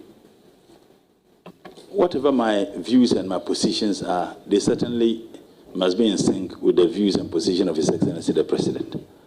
So whatever view I have on any issue will be secondary, as long as that view is not in sync with the vision and policy position of the appointing authority, in this case His Excellency the President. And I have no doubt whatsoever, because his views have been espoused time beyond number. Some are captured in the NDC's manifesto. And I believe that any other minister or any other heads of agency must work in line with that. Like I said earlier, if you look at the ministry, I'm dealing with distinguished citizens of this country, professors, experts.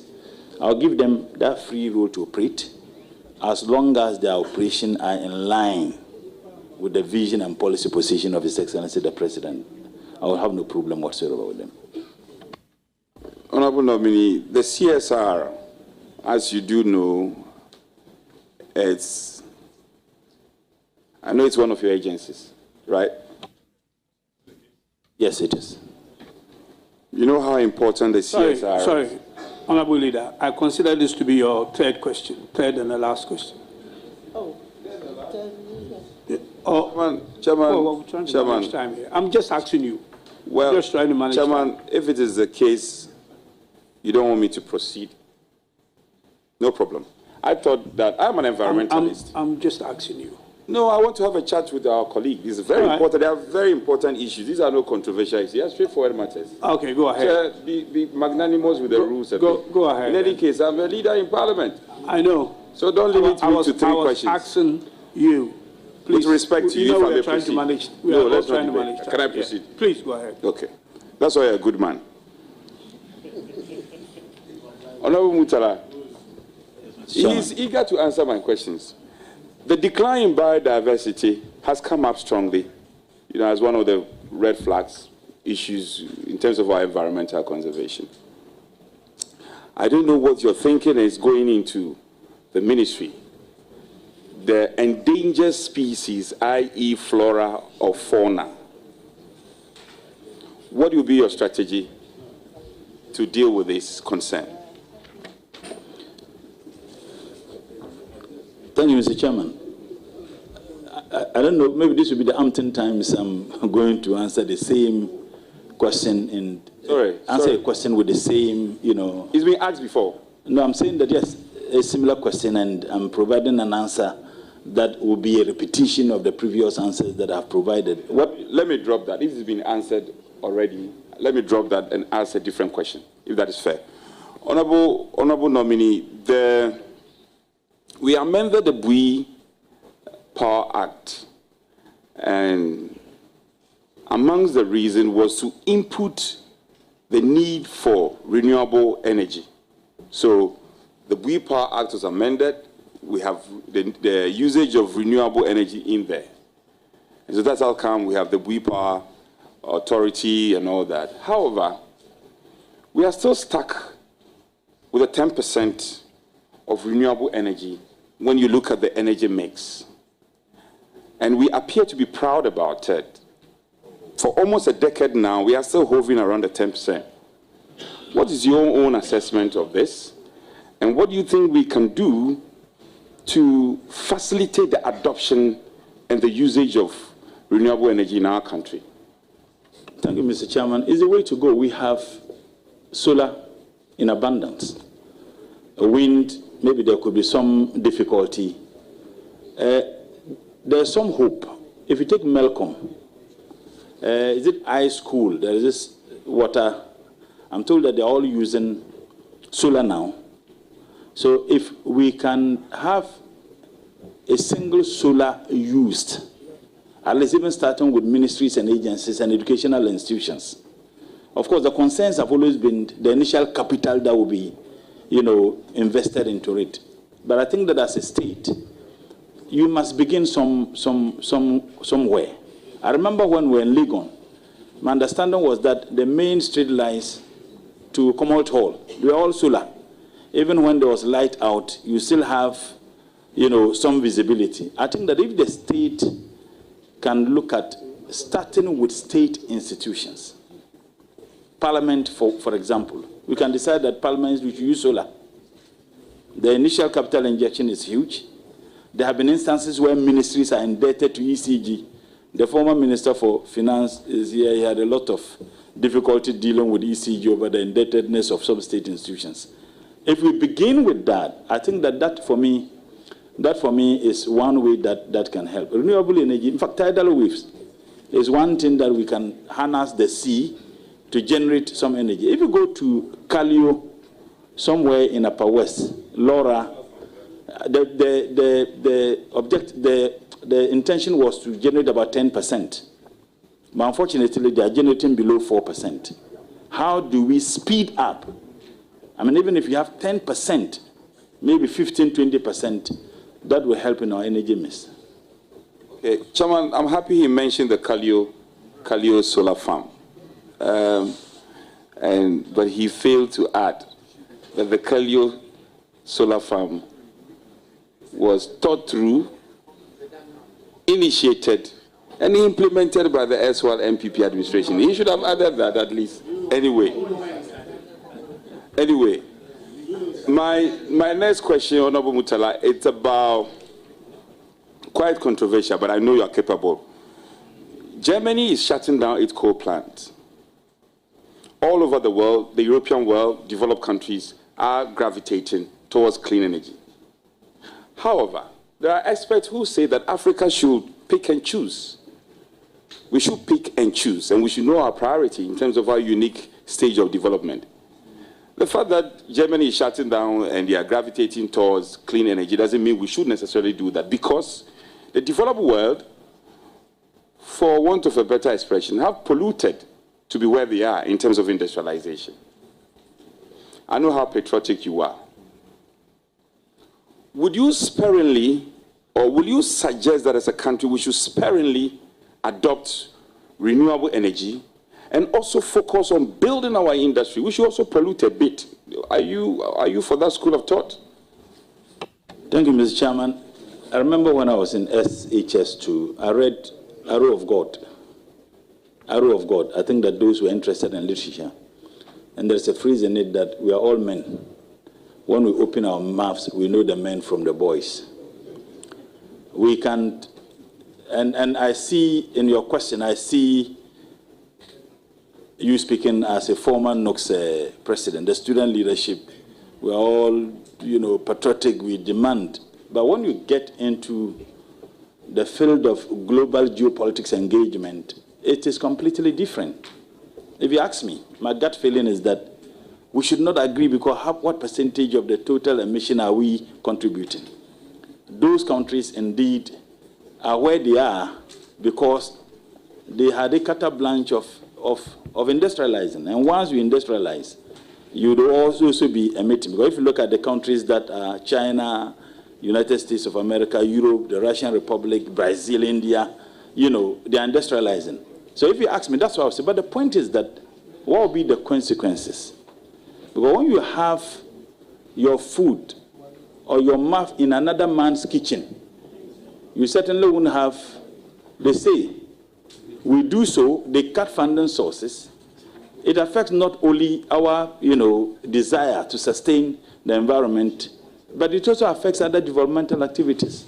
So if you ask me, yes, as a patriot, as a former student leader like my brother, yes, we should do that.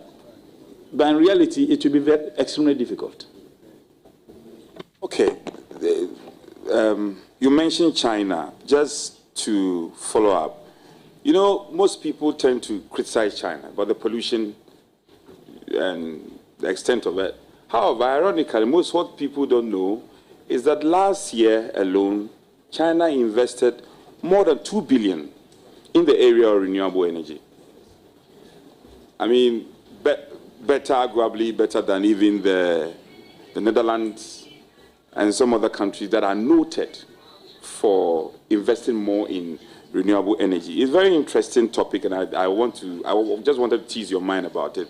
My penultimate, just the final question I want to ask is on the EPA Act, the new EPA Act. We're all passionate about it. We passed it.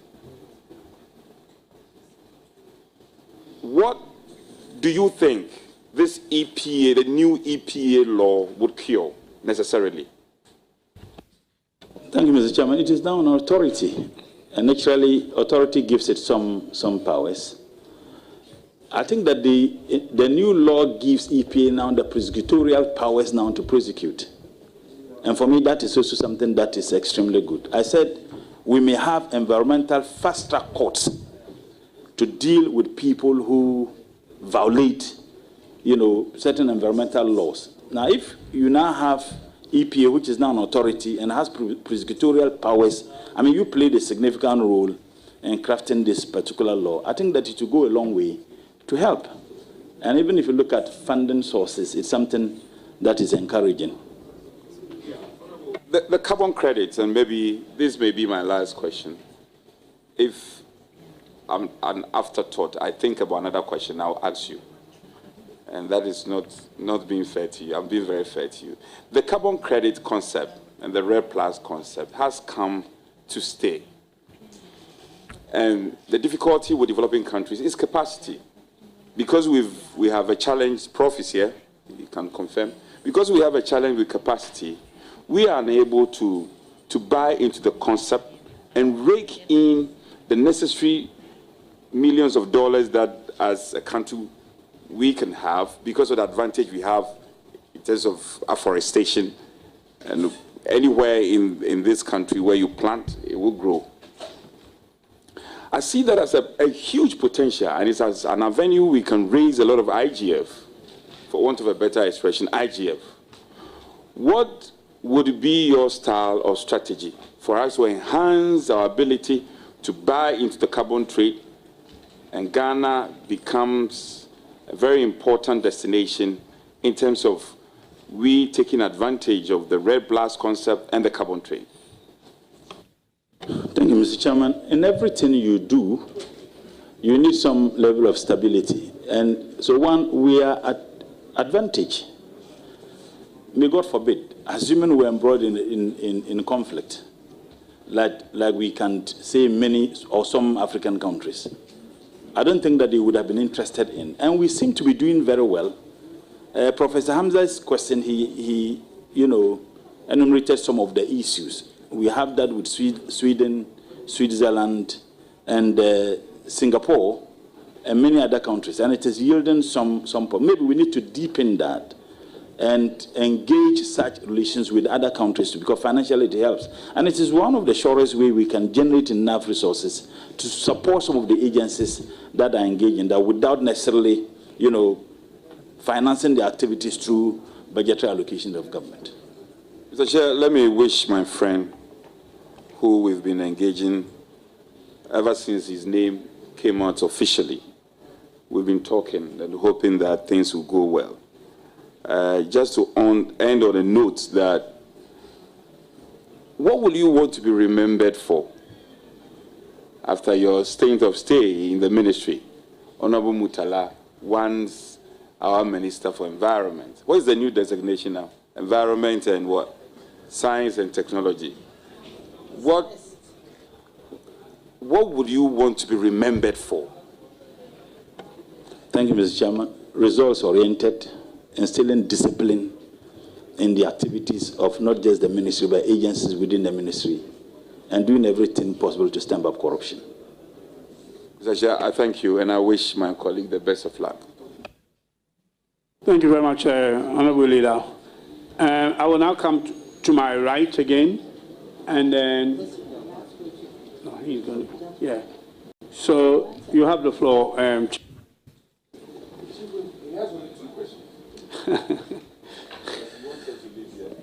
Chairman, thank you very much. My brother, my twin brother, I should say, in Parliament, and we do nearly everything together. If you see me in Tamale, yes. So, comrade, congratulations. Thank you. We knew this would come, and it has come. And I have no doubt that you will deliver. And the youth, especially the thousands of young people in Tamale and its environs, are looking up to you. I wish you all the best. You are in leadership, I'm in leadership. Hard work brought us here.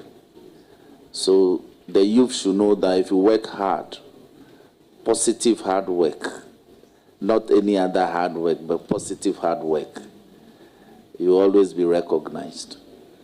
So I wish you all the best. My question to you is, cottage industry used to be the backbone of our recovery. And there are a lot of small, medium enterprises who do well in this regard. For instance, if you take the corn mill, there are a lot of metallurgists who are doing well. And as a sector minister, for which technology is an added aspect to your industry, will you consider prioritizing promoting cottage industry amongst our young men who go into metallurgy but don't get support to establish? That's metal works. They build containers, they build small machines. Will you consider prioritizing support for them so they can establish in our rural areas? Absolutely, Mr. Chairman. I think that there are a lot. If you go to Abosokai, in Tamale, there is a place we call industrial area. Kumasi, I think Mayankar, and you find a lot of people who are designing a lot of things. I'm a farmer, and I can tell you that some of the things we use in our farms are designed and built by Ghanaians.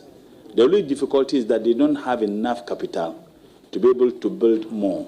That's one problem. The second problem is, will they have market for what they do? So it should be a multifaceted approach. The state can come in, that, okay, we provide the resources for you to build ABCD for farmers. In this country, we import tractors from Brazil and other places for farmers. Even planters. It's a simple technology. Planters, we import them. Can we give resources to our domestic investors or entrepreneurs to be able to develop something like that, so that the state gives it out to farmers, those who are engaged in agro-business? And I think that that is one surest way. The technology is here, the expertise, we have it. The difficulty is just the financial means to be able to put it to use. And that is one thing I would encourage you to do. Chairman, thank you for the opportunity. Comrade, all the best. Thank you very much. It's now the turn of... it's now your turn.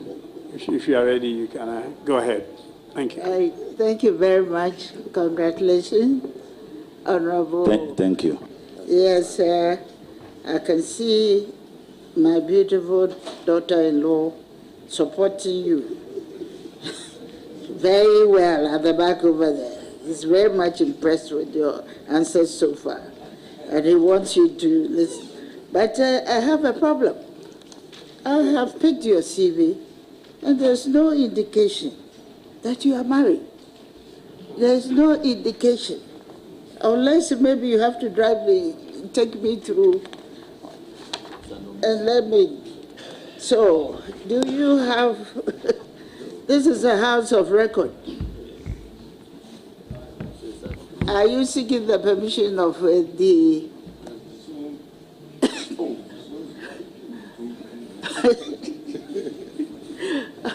I have a colleague who is indicating that you have disowned your wife and your children, for that matter. But do you want to seek the permission of the chair to amend accordingly? Absolutely, Mr. Chair. What actually happened is that this CV, I have been using that. So I was supposed, in fact, if you ask the clerk, I had to send the CV to them yesterday. And that is the reason. My original CV, I am married. My beautiful wife is seated behind me, very supportive. And I have 4 kids, actually. But, Mr. Chair, very interesting. I have 1 wife. I'm quite curious. I know my brother very well. On the floor, if he has a strong feeling about something that he has to correct, he will correct. Why is it the case that on this occasion you never sought the permission of the chair to amend your CV? Mr. Chairman, I agreed. I said yes, I would love to amend the CV. Thank you. Accordingly amended.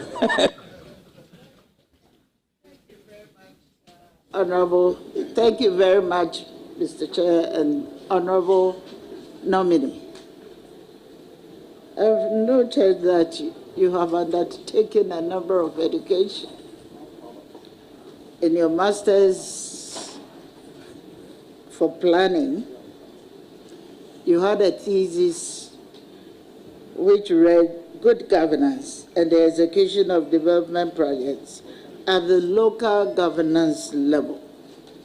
Would you like to share with us some of the best observation and recommendation that you made in that thesis? Thank you. Thank you, Mr. Chairman. It is important to state that I have had some invitation from my supervisor who insisted that I needed to publish with her, Madam Teresa, I think Dr. Teresa.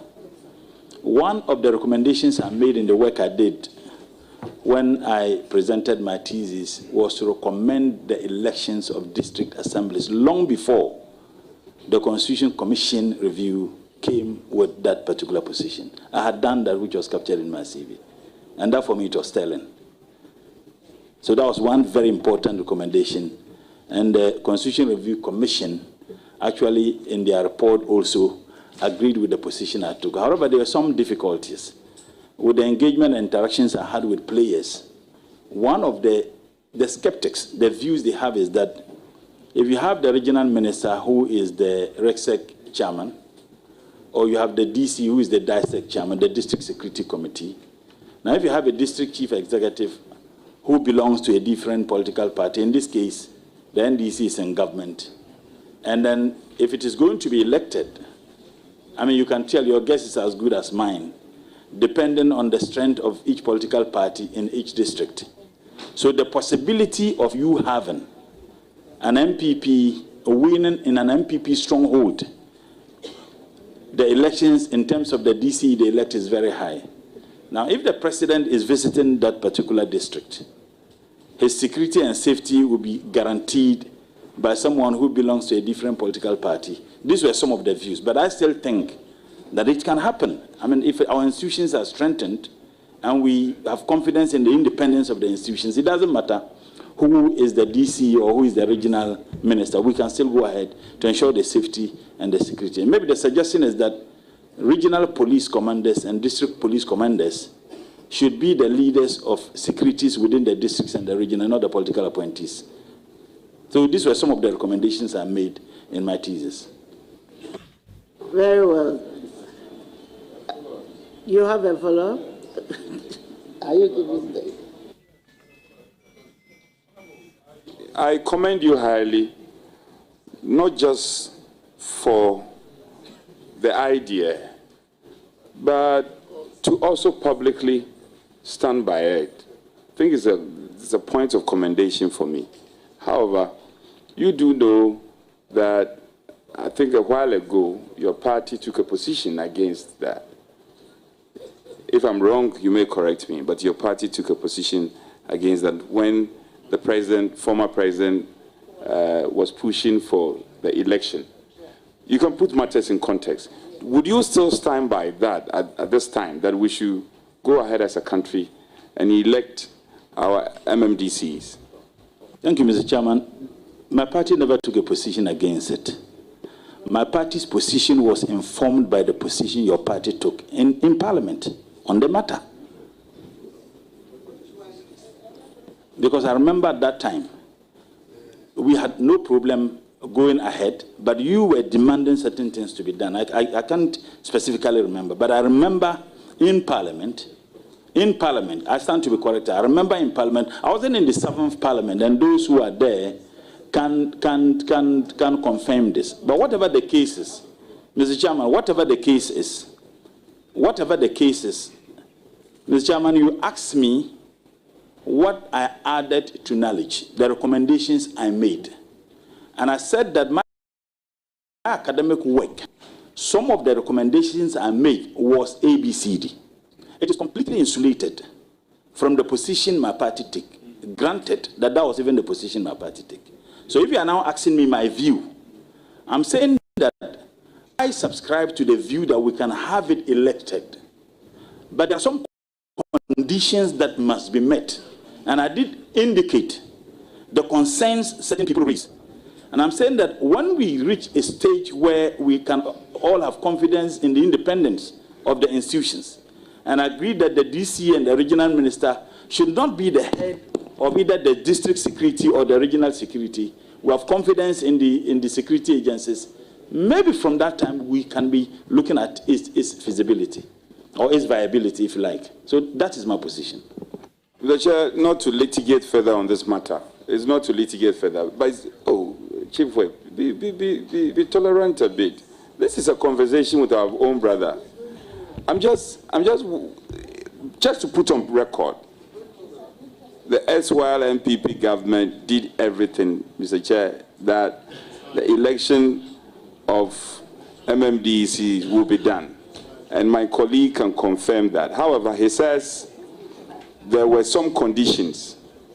Maybe I don't want this matter to take the shine out of you. You have performed so well. You've performed so well. However, this matter of there were conditions and we didn't fulfill those conditions is not a statement of fact. And I just want to put that on record. It is not a statement of fact. We did our part. You failed to help us. Chairman, I was in Parliament with him, and we were all part of the processes leading to the proposed referendum. The position of the NDC was that we will support the government of the day's agenda for the election of MMDCs, but on non-partisan basis. The government's position was that the election, which will allow political parties participation. This was the dichotomy between the NPP government's position and the NDC minority, the NPP government position and the NDC minority position. And the government refused to converge with us. So we declined to support the referendum. So the election, yes. Non-partisan, yes. But you said the election with the participation of political parties. So these are the facts. Please, nominee, I think let's make progress. Honorable Patricia, Chairman, it's in our manifesto, so we implement it. It's okay. Yes. Please, Honorable, go ahead. Thank you very much for the direction, but it's a very good and interesting topic, and we need to be very clear in our minds in pursuing that agenda, what it's going to do. Now you've realized that we had some level of differences. Anyway, on your CV, page 1, there's an observation that the BA Psychology, you have 2 dates on. I don't know what the 2003 means and then the 2011. If you can help us correct the difference in name. I don't know whether you started pursuing in 2003 and finished in 2011. If we want that clarity. So if you can help us achieve that. Thank you, Mr. Chair. I think it's just a typo. Yeah. I finished 2003. I went to Legon 1999-2000 academic year, the Mobroa struggle years, and my good friend, the Honorable. So do we have minority leader? Do we have your consent to delete the 20? Yes, yes. I ended 2003. Thank you. Mr. Chairman is well guided. Noted. Please yes, go ahead. Okay. Honorable nominee. On the back of the final question put by Honorable Anodompre, I want to pursue further and ask you, what would be your top priorities? And our 3 top priorities as a Minister of Environment. 3 top priority projects. As a Minister of Environment, Science, and Technology. Thank you. First and foremost, help make the various agencies financially independent. That's 1. 2, build the capacity of people who are working, not just the ministry, but the agencies. And I say this because there are a lot of funding sources. The UNDP I talked about, they have funding that helps to build capacity of agencies and ministries who are working in the area of environmental sustainability. And 2, to work in collaborative fashion with my other colleagues to stem the tide of the havoc caused by Galamsey. Thank you. Thank you very much for that answer. And then Mr. Nominee, or Mr. Chairman, I heard you rightly say that the implementation of the environmental laws and regulations should rather be the responsibility of your ministry. And especially when it comes to lands and natural resources, they are not the ministry that should be responsible for that. May I know from you, you will be, one of your agencies is the EPA. Do they have the required personnel and the right monitoring systems to undertake this regulatory function appropriately? And if not, what would you do to ensure? Thank you, Mr. Chair. From the outside, I can say they do, but I'll begin to have a proper appreciation of what they do once I get in there. After I had an interactions with the agencies, but I've indicated to the Chief Director that after you approve me and I'm sworn into office, I would have a detailed presentation of each of the agencies, department by department, so that I will do a proper assessment of the capacity of the agencies and the projects they have. From that time, I'll be able to have a proper appreciation of their capacity, and then we'll take it from there. Right, and a follow-up, Honorable Nominee, don't you think, by your answer, you shouldn't have said that they do, but rather you are not in the know, and that you will find an appropriate way of learning and finding out whether they have the right personnel, the right number of personnel to execute those projects? Thank you, Mr. Chair. I laid my answer with the condition. I said from the outset, I get the impression that they do, because I see that EPA is working. Of course, we would want them to do more, but I'm saying that I have proper appreciation once I get in there. But from the outset, based on what I have seen, the documents I have seen, they seem to be doing very well. But at least they need to do more. Very well, Honorable Nominee. There's something that is really, I need to seek some clarity on that. I'm asking if your ministry, the Ministry of Environment, Science and Technology, does not overlap with the new Ministry of Climate Change and what is the second one? I'm not too sure. Yes, there is a ministry. Minister of State responsible, which would, so it is not a ministry. Climate change and sustainability. Yes. It's just an executive officer. It's just an executive. Okay, then I will,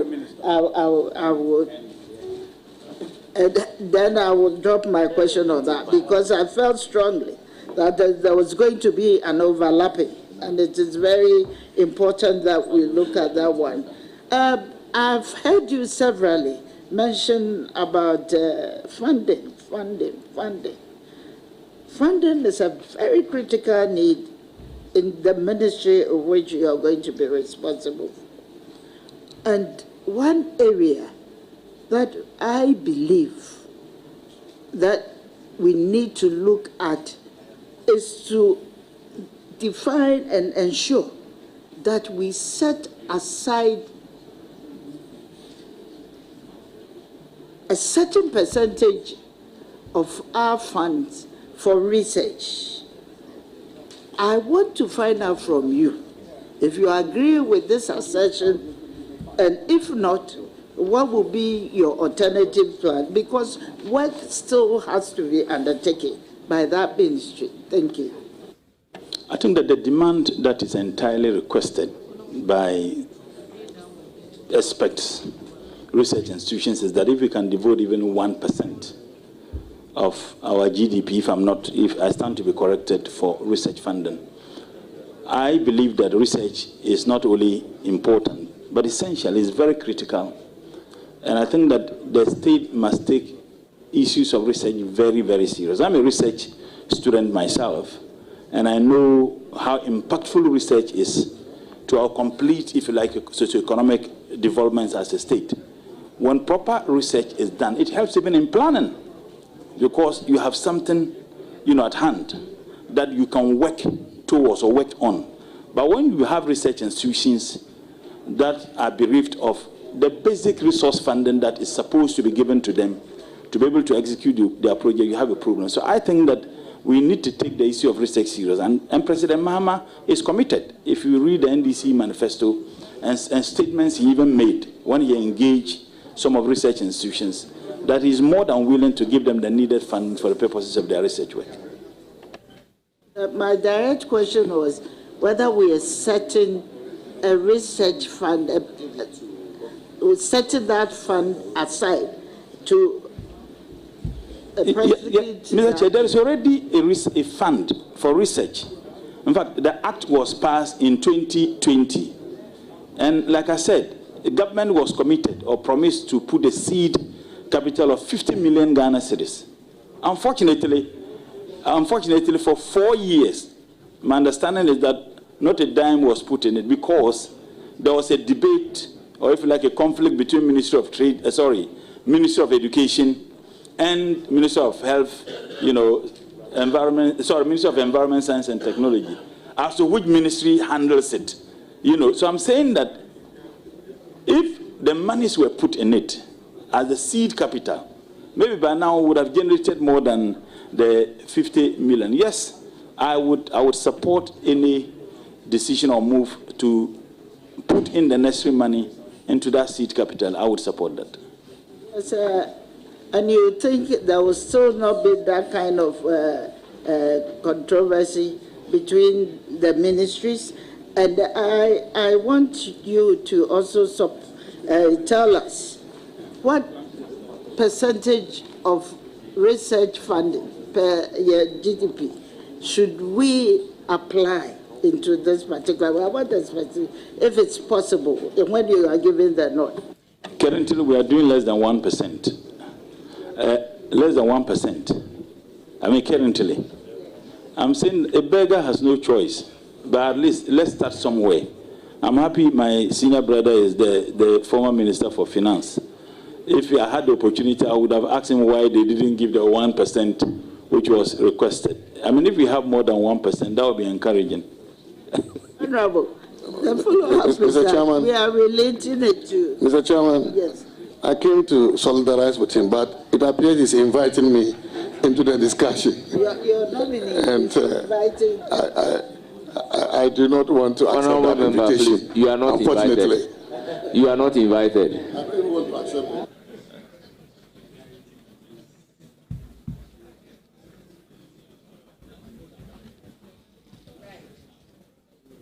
Thank you very much.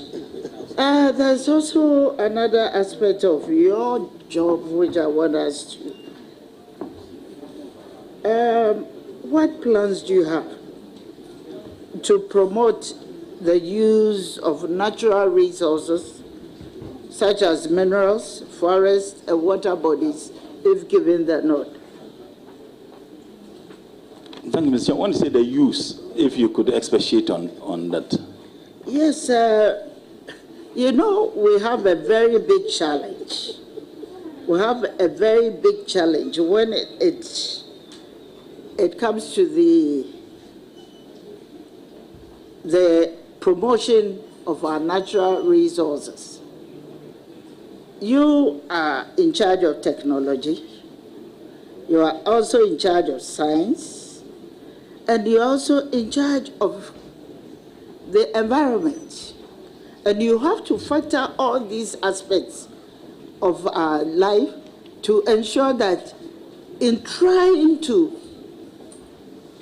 promote the use of our natural resources, there is a very responsible way of doing it.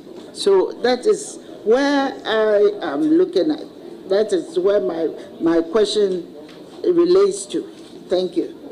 Thank you, Mr. Chair. Initially, in one of my responses, I talked about the already laws that we have enacted to preserve the environment, if you like, to conserve and sustain the environment. And the Hazardous and Electronic Waste Control and Management Act I talked about, and the fact that we now have the e-waste recycling, you know, at Agbobulushi, reclamation and of degraded lands. If we have agriculture smart technology, we'll be able to help in this direction. And we can only do so if research institutions are given the needed resources to come out with that. Of course, in collaboration with the Ministry of Agric, because we know the effects of our agriculture activities on our environment. Again, we fight galamsey. I see that as a moral duty and a responsibility. I don't know what I mean. My earlier, answers, I said, look, the idea of helping to sustain the environment is anchored on Scripture. And I made reference to Genesis 2:15.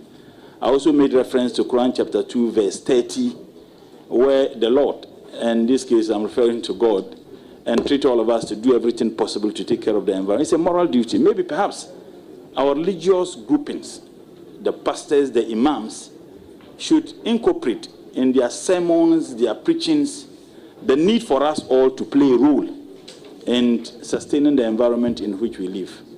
And I think that is one way. So there will be so much education and sensitization that will go a long way to help.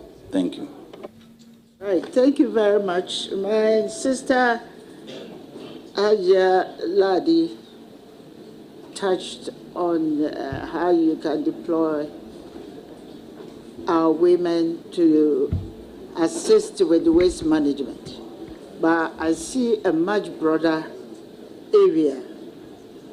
You recollect that our women are often disproportionately impacted by climate change, especially in low-income countries where they may be more susceptible to harm due to poverty, lack of education, and limited decision-making power.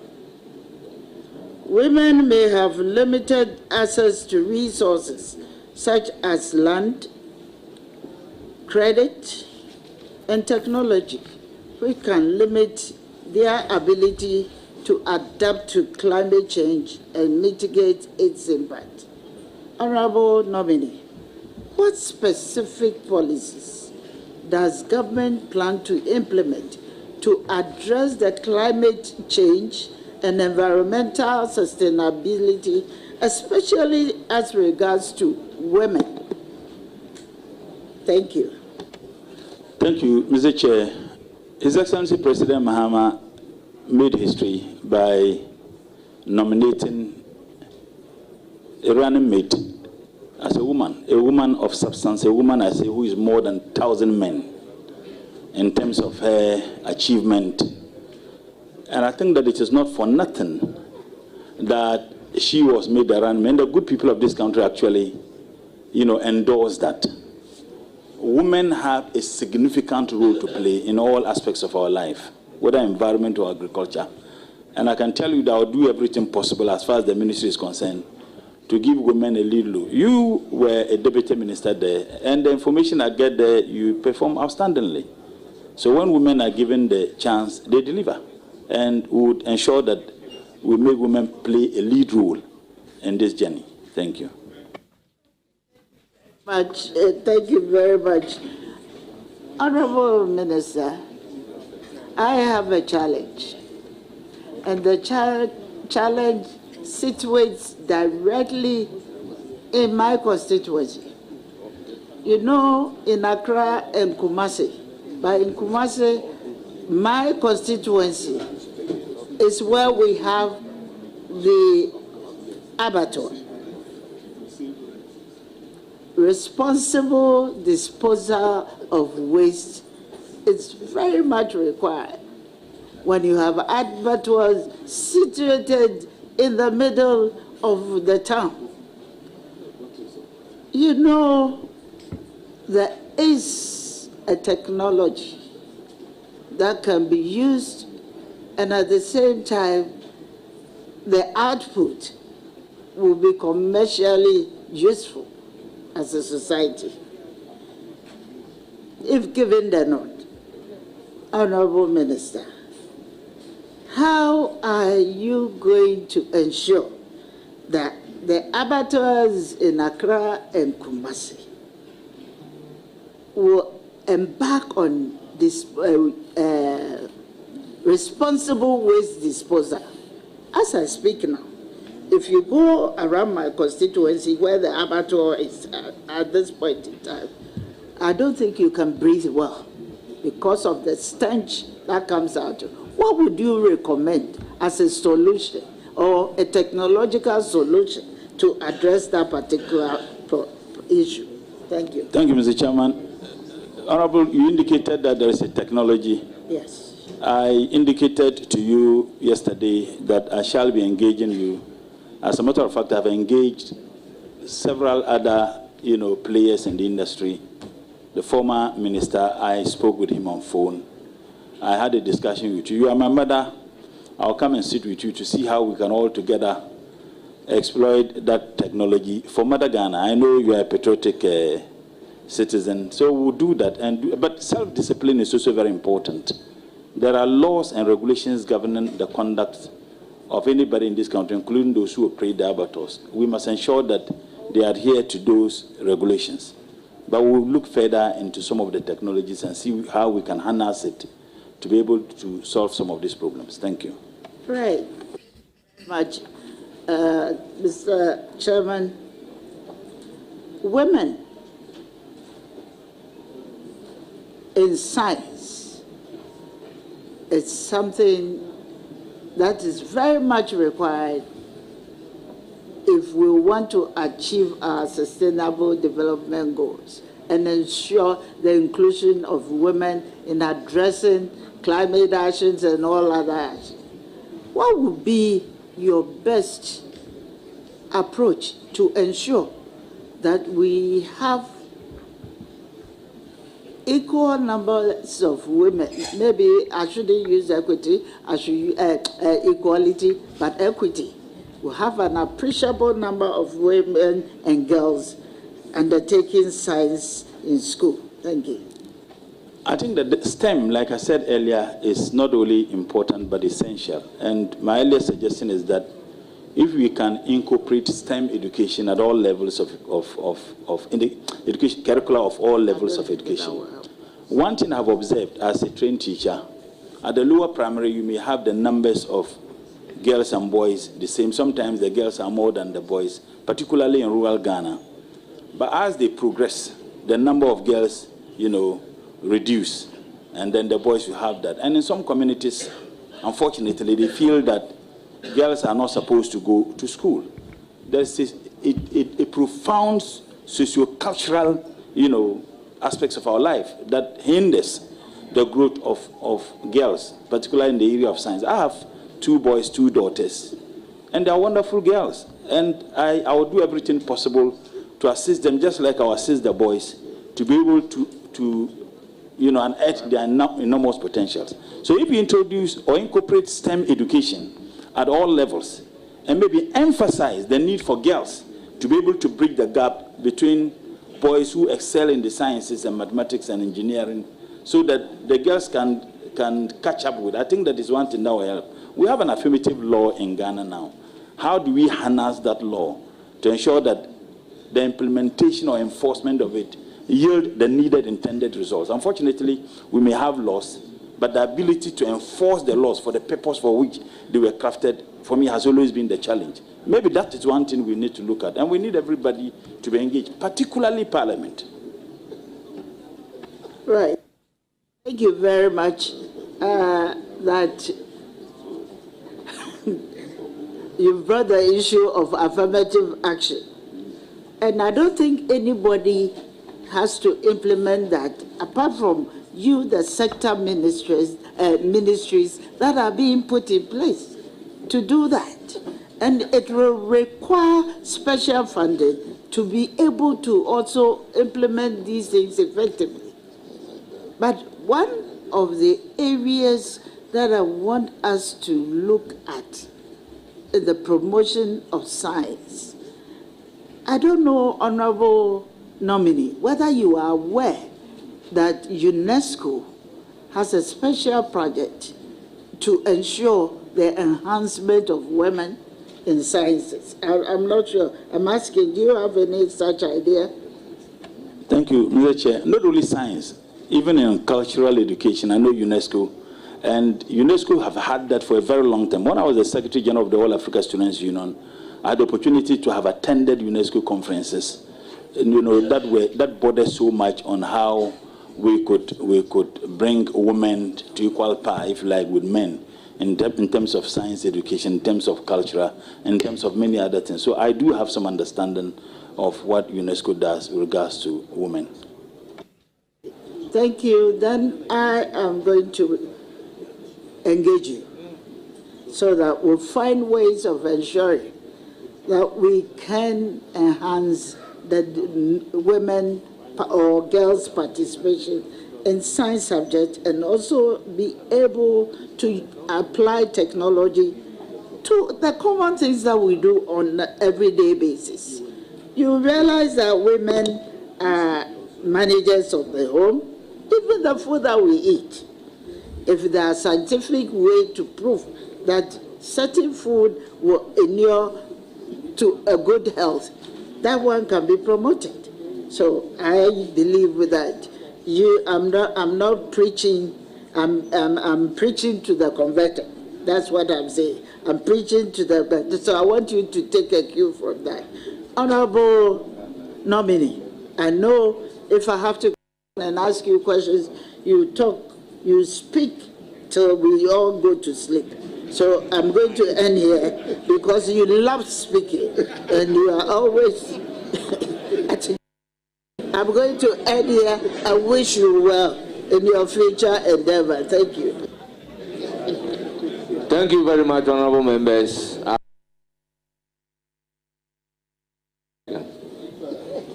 Thank you very much, Mr. Chair. Comrade, congratulations. Presido. Thank you. Just a quick, I want to follow up. Well, it's a question, but it's something that came out of what Honorable Patrick Boama said, and then something you yourself said, which I think was very important. and that is to take you back to this carbon trade business. One thing you said, which is something that President John Dramani Mahama has already said about this every man, planting a tree, which you have now taken it further to be every child also planting a tree. I mean, there's a lot to get from this carbon, carbon trade. And if we have the capacity and build out what you are talking about and what President Mahama has said earlier on, then we can be able to build that capacity to get that carbon credit, which will obviously become some of the monies that you can call it IGF, to fund, your ministry at least. But for me, the most important part, and I want your opinion on this, and I'm happy that the finance minister, former finance minister, is also here, that we have a revenue target. You can contribute from your ministry more than for just your ministry, but you can actually contribute nationally to basically in driving up our revenues. We have all these oil companies and mining companies and all that. I want to know your view about how we can actually sort of get people to pay, or get institutions to pay for their carbon footprints, so that we will use that to raise revenue for the Ministry, of Finance, and by that I mean for the nation. Just your view on that, because you made a very, very, very important point on the credit, carbon credit. But looking at the other side of the carbon footprint, which is basically some kind of a tax that will be earned by the state. Thank you. Thank you, Mr. Chairman. I think that stakeholder engagement is very, very important. And particularly Parliament has a role, because you are talking about enacting a law. We first and foremost must have the buy-in of Parliament. We must have the buy-in of various agencies and ministries who will be working in that area. And I think that maybe it's one thing I need to think through. I may have further, discussions with you. If we can start something at the ministry, I think it's a laudable idea. Thank you very much. Comrade, congratulations. Thank you. Honorable Murtala. Mr. Speaker. Katuma Biola. Nah. Zaplaga Avilpam. I know actually.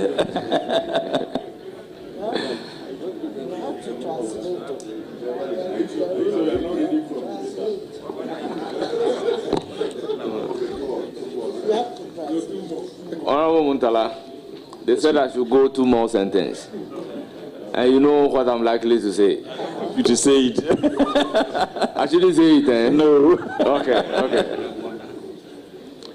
I recognize Patrick Nomo, Chief Director, Ministry of Environment, Science and Technology. Hajia Hadiatu Muntala, wife of the nominee. Bawa Fuseni Tamale Dakpema. 4. Idrisu Abdul Jabbar Gambihin Ghana. Mohammed Yusuf Salambi Lana. Mahama Idrisu Sintaro Sakoya Lana. Abdul Rahman Mohammed, Rep of Yana. Idrisu Mohammed Bobrina. Sheikh Abdul Salam Ahmed, Northern Regional Chief Imam. Alhaji Alasan Dandawa.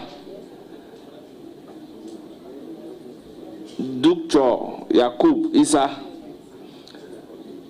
Abaria Sunni Community Tamale. Abaria, okay. Sheikh Mashoud Ahmed Yakubu. Abaria Sunni Community Tamale. Alhaji Baba Ibrahim, brother of Honorable Murtala Muhammed, the nominee. Ishaku Umar Farouk, Constituency Chairman.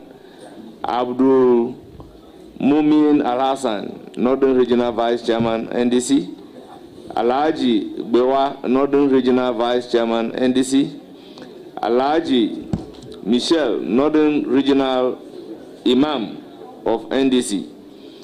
Chief Dudu Sufo Azoka, Vice Chairman, National Vice Chairman, NDC. You are all welcome. Honourable Member, thank you for attending upon the committee and taking your time to express your views about questions asked. You hear from the committee and you are hereby discharged.